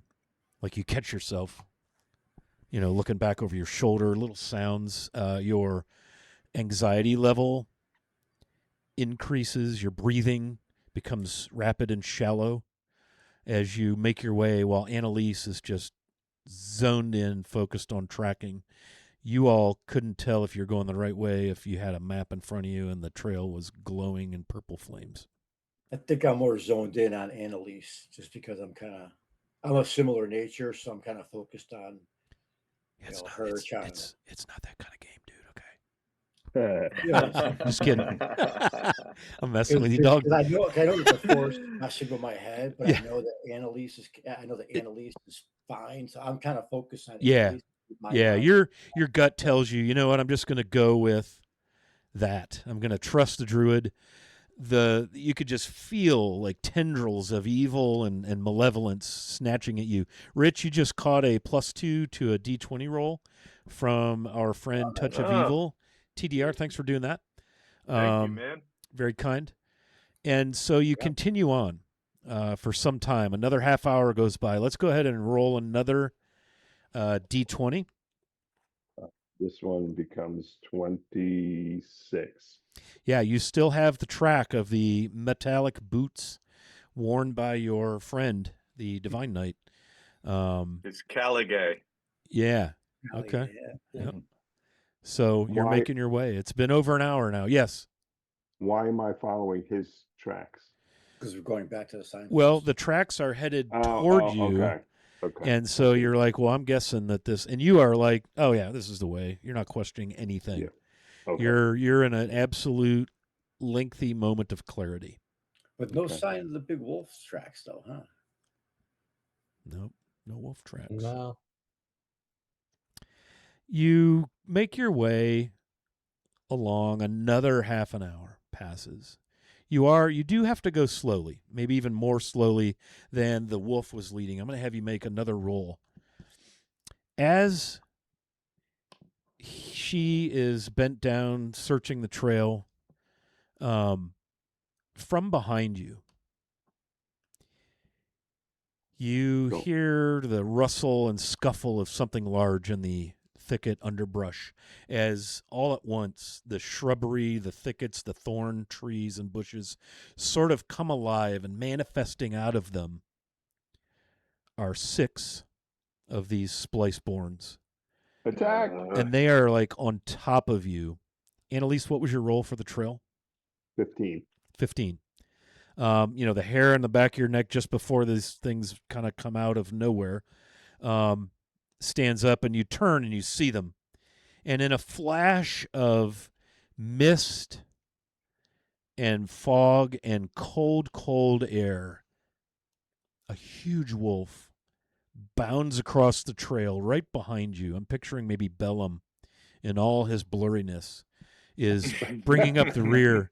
And right behind Bellum, you can smell gingerbread and orange slices, and the heat of the wolf's panting breath as she interposes herself between you and the spliceborn, who immediately scatter back into the thicket. And you all stand there sort of dumbfounded. What do? I just look at everybody and I say, I stand proud that I trusted that wolf. Yeah. I reach out and pet the wolf. I was going to say, Kenrick kind of wants to do the same thing. He'll go up and kind of start. Yeah, as you do that, right, it turns and looks back at you with those piercing blue eyes, the great cavity in its chest still missing a heart, and it just sort of wafts into the woods in a roll of cold fog and vanishes. Wow. Where I'm never going to make another wolf cloak again. As Annalise leads you on, you find yourselves back on the trail. Or actually back at the signpost where your journey began this morning. It is early afternoon. Dinner.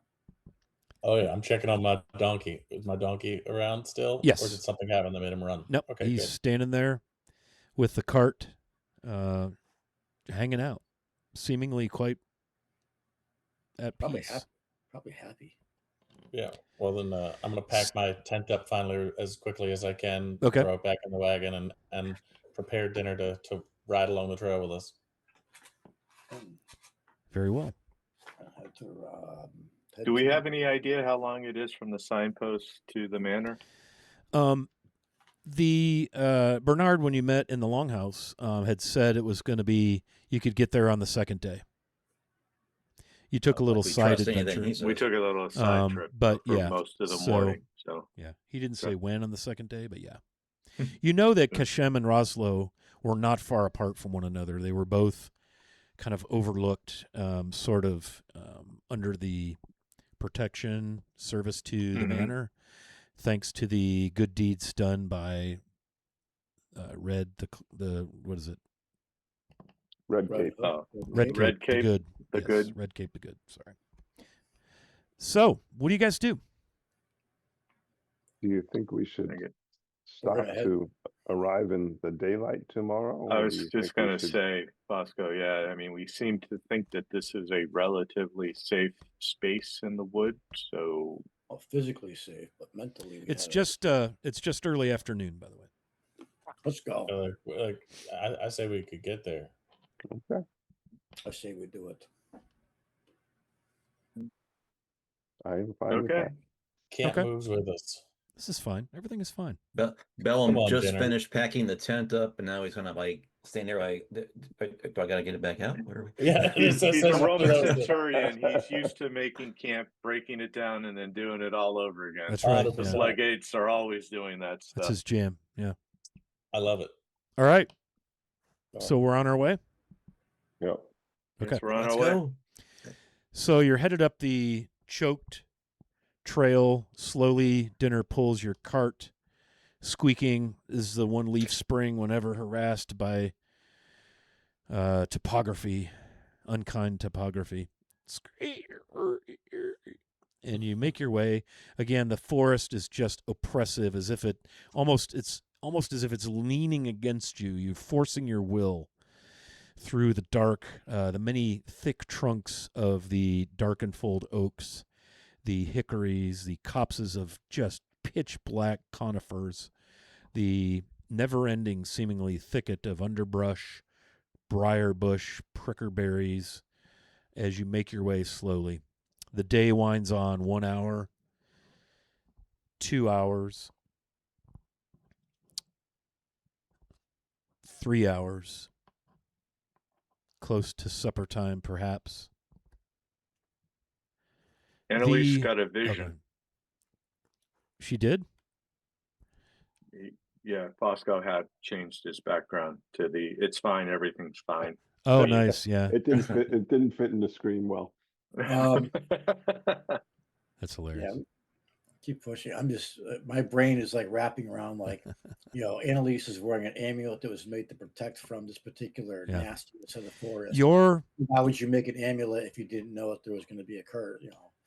Your mood seemed to improve at the signpost. Like, man, okay, that felt like a victory. We accomplished something. And then as you make your way further away and on into the darkness of the forest, it feels less like that. And the oppression, the paranoia, the little sounds. Now you've been set upon 3 different times, almost seemingly out of nowhere, by these thicket men, these spliceborn, as they're called. Well, at least we know the big wolf doesn't like them. Every little sound jars your mind. Annalise, you lead them on. Again, still in this absolute moment of clarity, focus, confidence as you make your way. She's whistling. The canopy of the dogwood all at once peels back from the party, almost as if reluctant to release you. The sunlight above is stark and blazing, as you enter into a bit of a clearing after the cold, grasping shadows of the wood. Kashem's vast fields, once no doubt crowded with farmers, now buzz with flies. The soil had been good here once. Now the ground feels hard as stone. Oak beams, jagged and splintered, point skyward amidst crowds of rubble. What you have before you appears to be the ruins of Keshem. There's a row of clustered houses that are broken down, destroyed. A very different scene than what you saw in Roslo. Roslo seemingly was abandoned by its inhabitants, whether they left by choice or driven out. Yet Keshem appears to have been somehow destroyed. Why? Does it look like a battle? It looks like destruction. Perhaps elemental. In places the earth is heaved up, but the houses are in piles of rubble, some of which even look to have been mashed together. Definitely not done by like people's hands. Like this is something stronger than just people. I mean, is there anything we could search, or is it you saying it's completely? You can walk utterly through. destroyed? Yeah, you can walk through the ruins of the various buildings. Again, the town itself is similar in size to that of Roslo. When you start to count the piles or like remnants of foundation, perhaps. What number lot were we looking for? Don't go too far. Just looking. Bernard de Bollé, 23. 23, yeah. Number 23. Do we see any indication of Bernard's place? Sure, yeah. So you're walking your way through around amidst the rubble. A couple of bigger buildings like barns, maybe a wall stands, just kind of teetering in the breeze.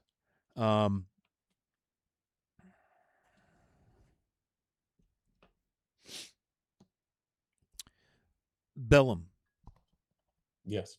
as you stand there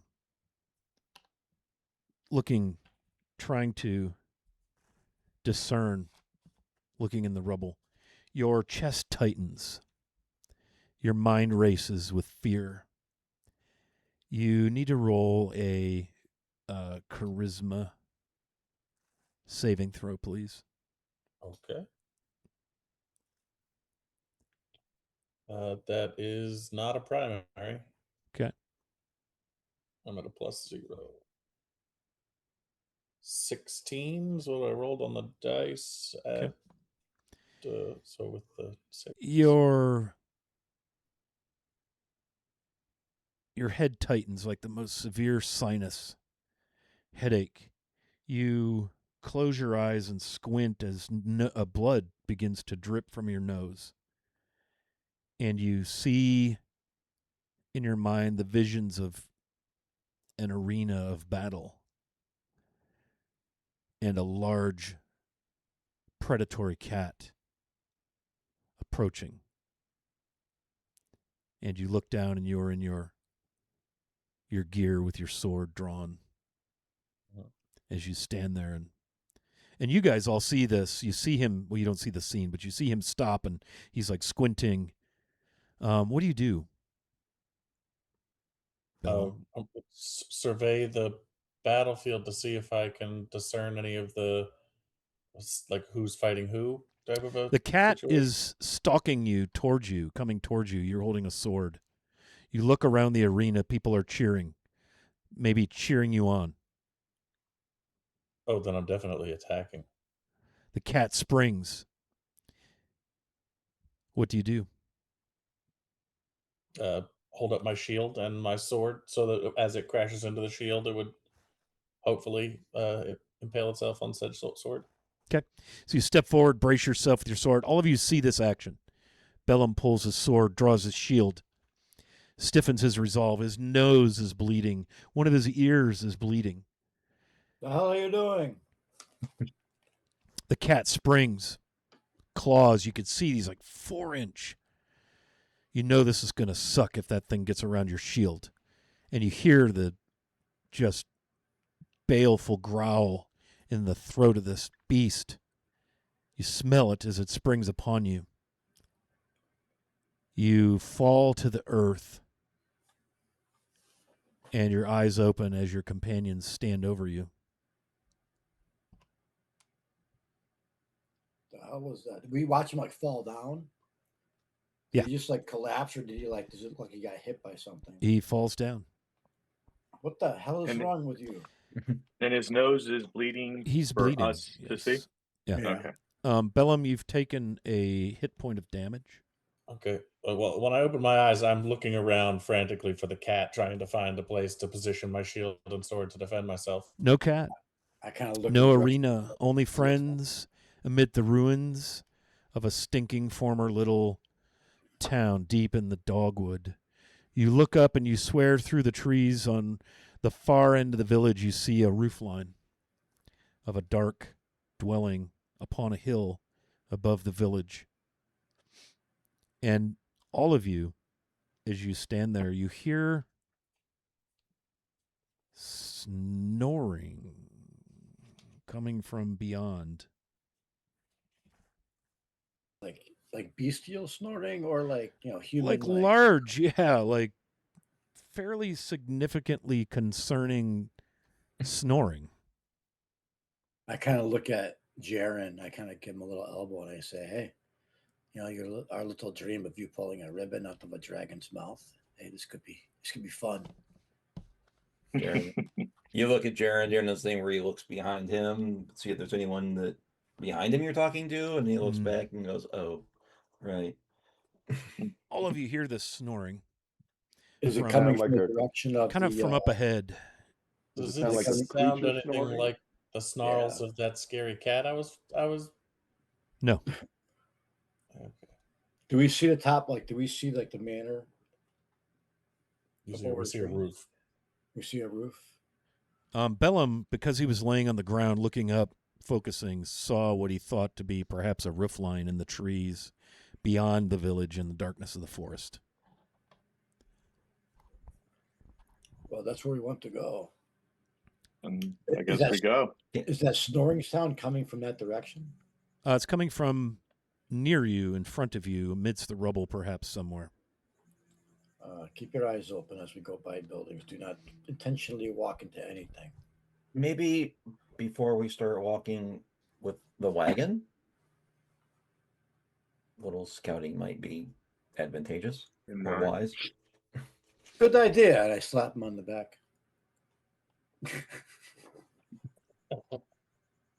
I get you. I get you, Jared. And I'm going to go a little bit farther ahead towards the. I'm going to actually do a little bit of moving silent, and if I can, try to hide in any shadows. I think I have the ability of. I forgot in a while here. So you're going to scout ahead, Drugwin? I can conceal myself, and there's no. We're not in a wilderness. We're more in a town, so it really wouldn't count. But Well, I would count this more wilderness than town, as it's been destroyed and overgrown, and so yeah, you're not in a urban suburban Thorpe-like setting anymore. Yeah, I'm going to do my imitation of a giant white wolf, and I'm going to put my hood up, and I'm going to drop down on all fours, and I'm just going to not on all fours, but have that look, and I'm going to kind of trot like a wolf would ahead. And I will roll to see if I can do it silently. Do it silently and try to kind of sneaky hide-ish. Yeah. Stealthy stealth. I'm trying to act like an animal. Which of your attributes will you use to attempt to do this as the party looks on? And Bellum, you kind of sit up and try to clear your mind. You're shaking. This is more of a dexterous type thing. Okay. Because I have to imitate and all that. It's less wisdom and more dexterity. Yeah, okay. So let's make an attribute check. Roll D20 at your level, your dex mod. That's a lot better than rolling a 2 last time I rolled my die. That is so 16 plus another 6. 16 plus 6 is 22 plus another 2 is 24. Okay. So Siege Engine tells us 24. This is a prime attribute? Yes. Okay. Yes. So you hear nothing. The rest of you hear nothing as Dragwin sort of crouches down and in his cloak and everything looks sort of like a smaller, bedraggled wolf in a way. You know it's Drugwin. He begins to move quietly, crouching, sneakily along through the piles of debris and so forth, kind of disappears around a corner. Dragwin, as you round the corner, you look up, the snoring is getting louder. You see upon a massive pile of rubble that looks perhaps like a nest or something, a beast of incredible size. His wolf-like muzzle curls into a snarl at some unseen victim in his dreams. His teeth are white and dagger sharp. The fur coating his body is the color of iron, gleaming like a sheet of metal in the sun. The muscles of his back ripple occasionally like a horse's. This creature, this almost like werewolf type looking humanoid creature is almost as big as one of the houses that make its nest. Crushed to its breast by its massive paw, kind of open, is a curious bit of bleached white bone, carved, nearly 6-7 inches in length. That's what we're looking for. You hear,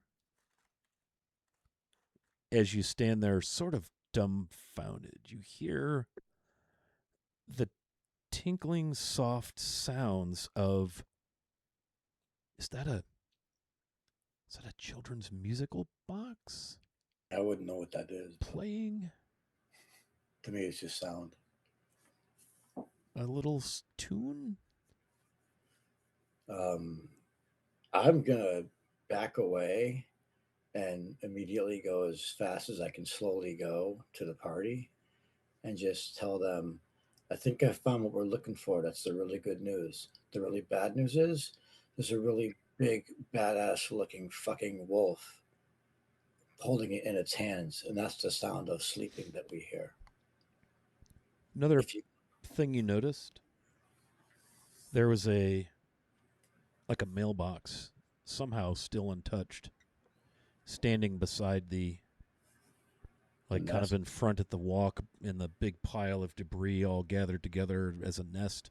Behind it says lot number 23, Keshem du Bolet. I do my very best when I go back to draw in the dirt the symbols that I saw on it because I'm just imitating it because I don't know what a 3 or an 8 is or whatever. So I just draw it in the sand. I say there's a box on the front that has this symbol on it. And I draw the numbers. That's what we're looking for, right? Yeah. Yeah, we- that's so we- the number house we're looking for. So we just have to kill this big ass wolf then. It's not even like a wolf. It's a wolf. It's a weird, it's strange. I've never seen anything like it before. Wiley, while he was Didn't you doing just that, say you'd never make another wolf cloak again, and now the first thing you want to say is kill it? You know, that's not like that's not a beautiful wolf like the 12-foot beauty I saw before. This is something I know. It's like an abomination. Annalise, you said something? while he was off doing that, I approach Bellum and I say, "May I?" And I reach up to his face and grasp my little miniature great tree I have around my neck, and I whisper to the great tree and cast first aid on him. Oh, thank you. Yeah, you're able to stop the bleeding, get him cleaned up a little bit. You're feeling a little better, Bellum. Woozy, you know what you saw was real, and yet here you are. Your heart's racing, your head is pounding, you still have that sinus headache. And then Drogwin races back to your midst and begins to describe the scene that he saw. What do you guys do? Drogwin said that the wolf creature was tightly gripping this. It had this Bone? it had this yeah, in its grip, and it scares the shit out of me. We I mean, should by myself, you know. I don't want to share the glory, but we should try to draw it into a ambush by Well, he attacking with does. ranged weapons. well, you know what Does- I know. Bone it does- takes a high temperature to really destroy a bone, so we could like bombard the crap out of it with like fire or something, and then look for the I bone could later. try to get Oh, the bone handle, guess- but he's holding it tight. If it wasn't, I could try to just pick it up from a distance, but if he's holding on tight, it's not going to work. Well, I can't tell how Right. tight he's holding it because it's. Right. I didn't get This that is a- close. This is metagaming, but there was a child's music box playing. I don't know if Drogwin was able to convey that part since he Well, didn't I described recognize tinkling, what it was. musical sound. I've heard music before. I just don't know what it's coming from. I describe Well- it, and maybe you could intelligently realize that the tinkling sound sounds more like a music box. It sounds like it's a child, and if we've encountered other residents being metamorphed into different things, this could be a little kid who just Is this- happens to is this look Peter? like a really bad. That's what, yeah. So do we Peter? actually want to kill it, or do we want to try and capture the bone and undo the curse? Not the metagame, but did someone? I remember hearing someone before casting a charm monster. Did that ever work, or was that ever cast? It's actually, I said charm monster. It's actually charm animal. So I don't know if this If it would would work. qualify. Oh, so I was wondering if you had that spell available or something that could maybe charm this thing. I wish. Well, you Okay. know, we've encountered a lot So- of weird stuff. We talked to cats. We've had some really strange. We got animals that are people, and maybe this thing won't attack us if we try to explain that we're there for a good reason, and just give us. Wiley, can you go to page 19 and look at arrest motion? Because I'm thinking if I can cast that and freeze it, then Jaren, to his point, somebody could run up, grab the handle, and we win. Yeah, Grace never saw that plan coming. And is there some way as we're approaching to obviously we would leave the Yeah, it wagon, looks okay. but I want to position myself in such a way that if it does get up and start chasing my friends, that I can interpose myself and attack it. Yeah, and from where Drogwin described it, it's kind of up around the corner, around the lane. There was a mailbox in front of it, oddly still standing, right? Marked. What was it marked? 23 or whatever. Yeah, 23, lot 23, Kesham du Boulay. So arrest motion sounds an awful lot like hold person to me. So that seems like if you're just trying to get it to stay, yeah, that would. All right, so it's a 10-foot by 10-foot square It can plus attempt to 5 move feet per itself. level. Yeah. So that would be 40 feet altogether,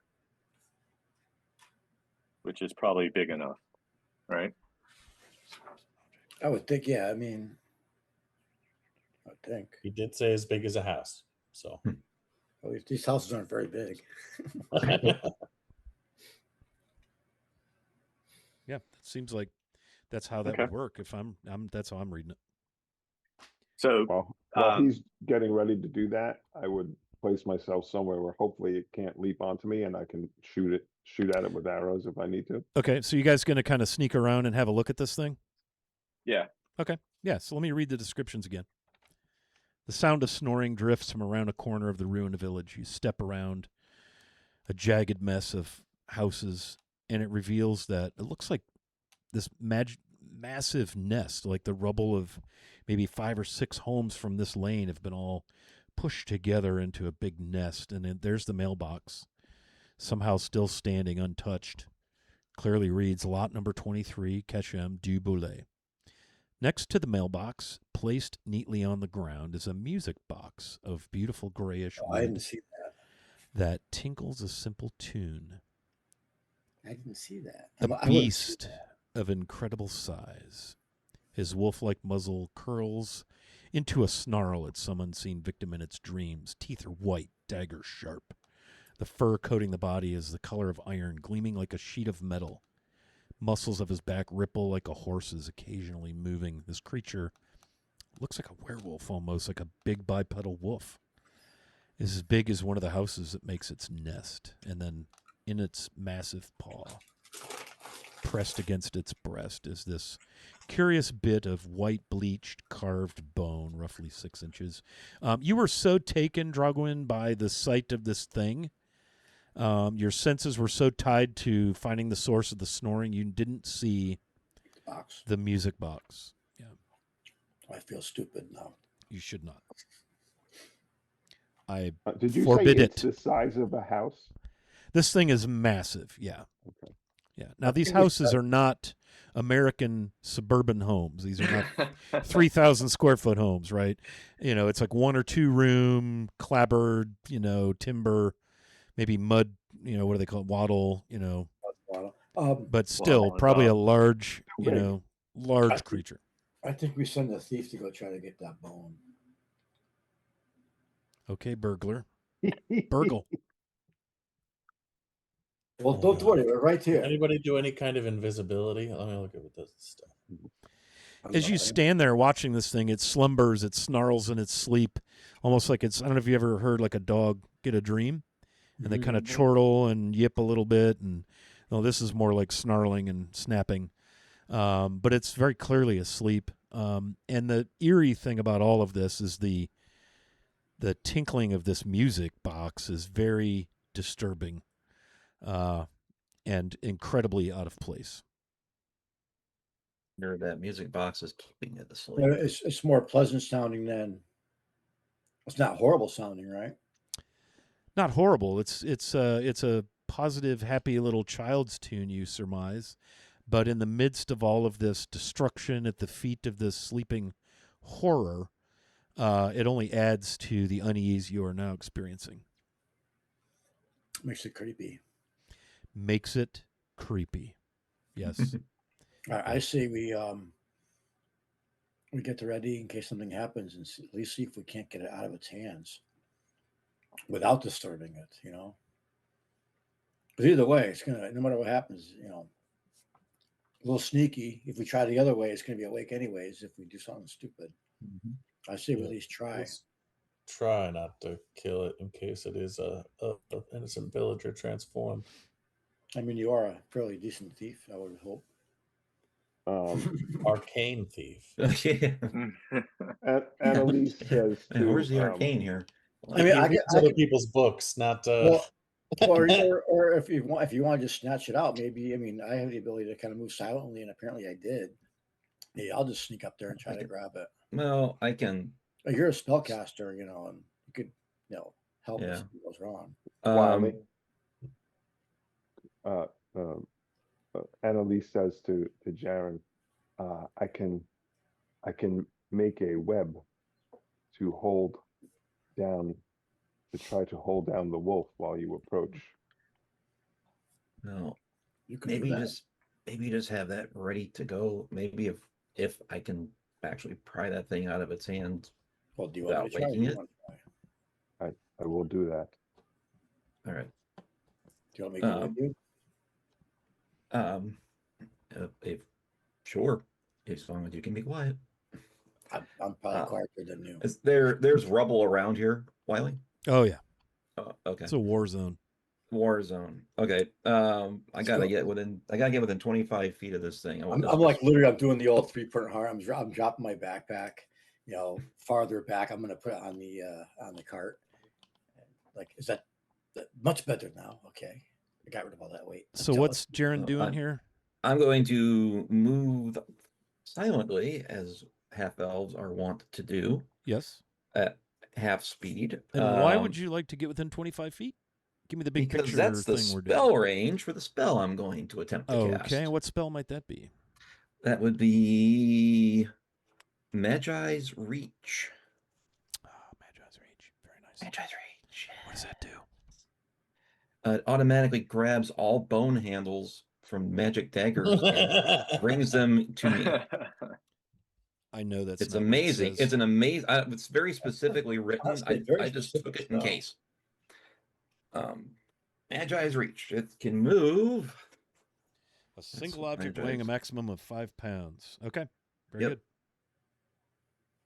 good. But I gotta be within 25 feet of it.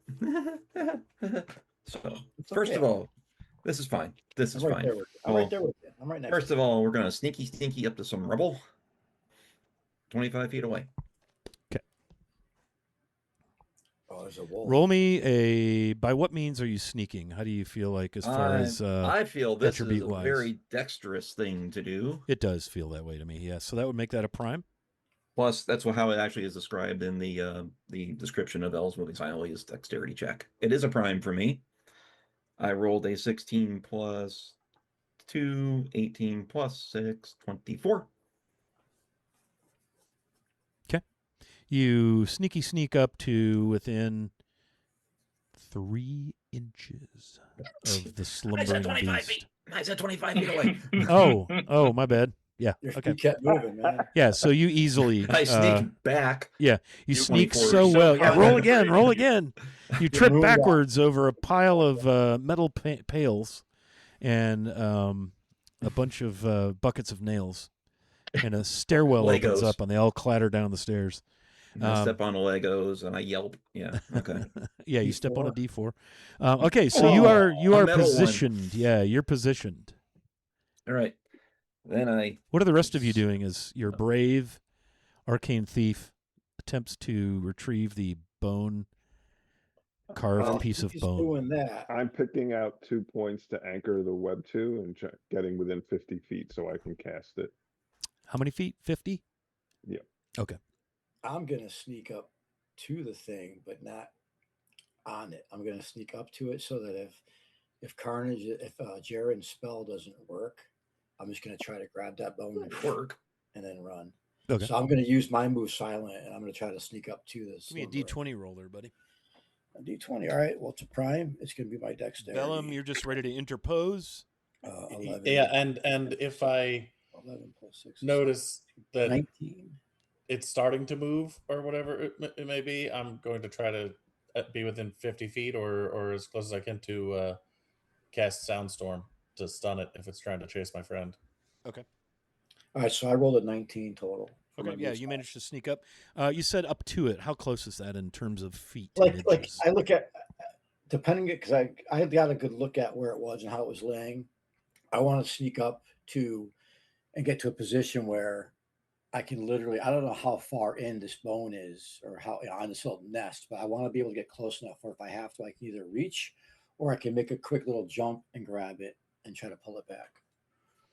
So I mean, you'd have to get however long your arm is. That's how close you'd have to be to. All right, I'm going to get within like 5 feet of it, not 3. I'll get Very within nice. 5 feet Very nice. of the bone. Closer. Yeah. Oh yeah. Closer. I'm good with this. I'm cool. Okay. I'm cool. So, Okay. Kenrick, what are you doing? I think you're the last of the people I haven't heard from yet. As far as what are you doing in all of this? If we're going this route, then he's just gonna be there with his bow, just in case it Okay. does wake up and he needs to jump in. Very nice. He's going through my backpack. What are you talking about? So, Jaren, what does it look like when you cast Hungry. Magi's Reach?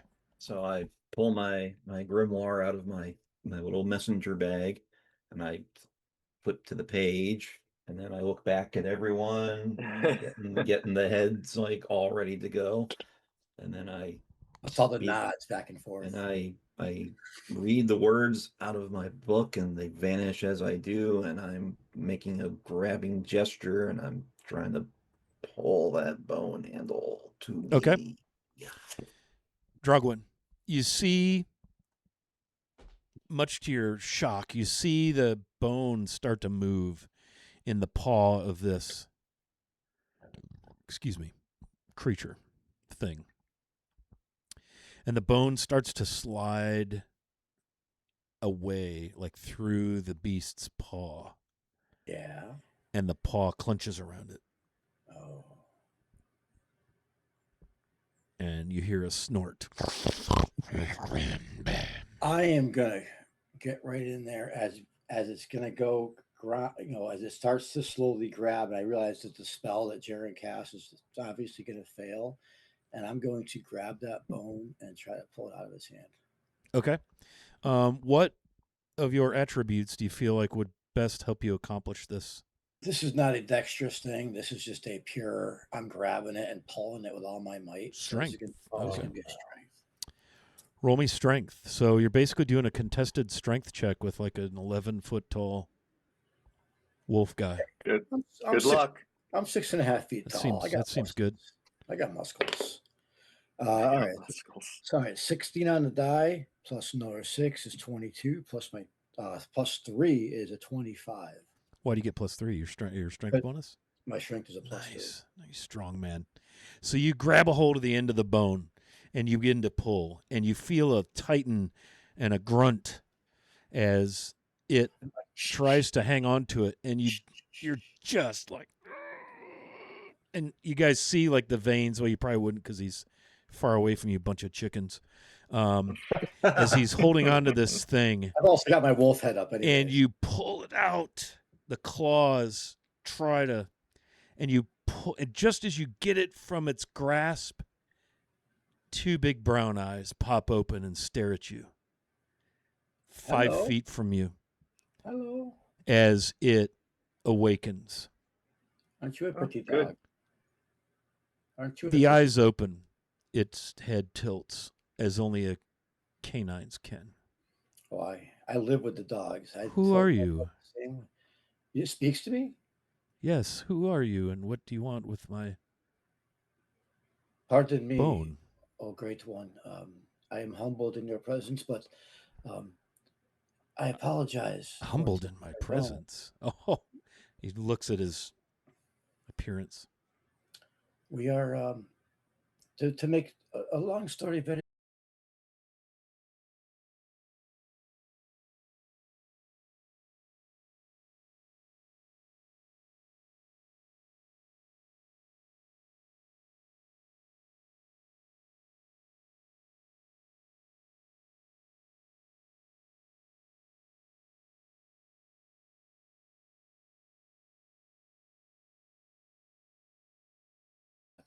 curse, and that bone will help break that curse. Yes.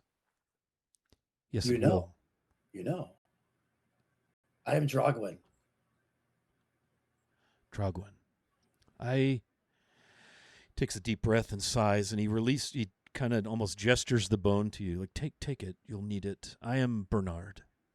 Oh, shit. Bernard. Do they hear this Dugoulet. too? Do they all hear Yes, this? very deep voice. Jaren probably does. The rest of you pansies cowering off in the... You just see Jaren's jaw. Everyone else around us sees Jaren's jaw just drop. Like Dietrich, You see me literally like move in like relief. Like I was so tense at that point, and you literally see me kind of like physically relieved, not relieved, but Dietrich has done this to our Dietrich. land. His shadow stalks these woods. It's alive. It's probably been I'm backing away. stalking you all this time. Giving it room. Really? I don't have a lot of time. There's some things you should know. I am like- indeed Bernard, the intendant of the manor. Well met. Well met again. He tilts his head as he hears that again. Are we all aware of this now? Are we all You all there? knew. Or You see Dragwin having a conversation with this thing. Jaren, you're close enough to hear Huh? what's happening. I don't know why I'm kinda Zoom like- keeps I'm switching kinda like- these. I'm kind of like waving because Blaze keeps. Oh, yeah. so? Yeah, I'll start I've moving forward. my spell is still it's in effect, so I'm gonna concentrate on it. I'm trying to pull the bone handle I away let from you. I let go of the bone out of my hand. Okay, yeah. So the bone handle flies back to Jaren, Yep. catches it. Just in case things go sideways. Just but- in case things go sideways. Yeah. His paws go to his temples and he scrunches his face as if in concentration or pain. Dietrich Okay. keeps an artifact, a red thread from the cloak of Mordias.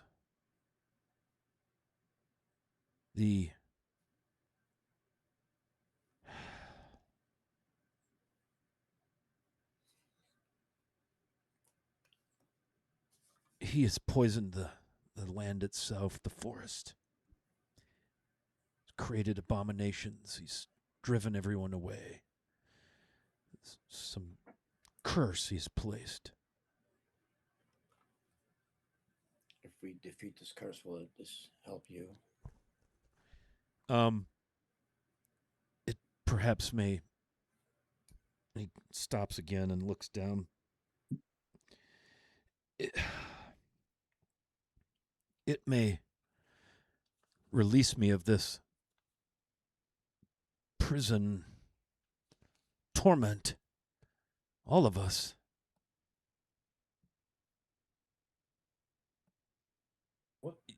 So And he if kinda you're grunts.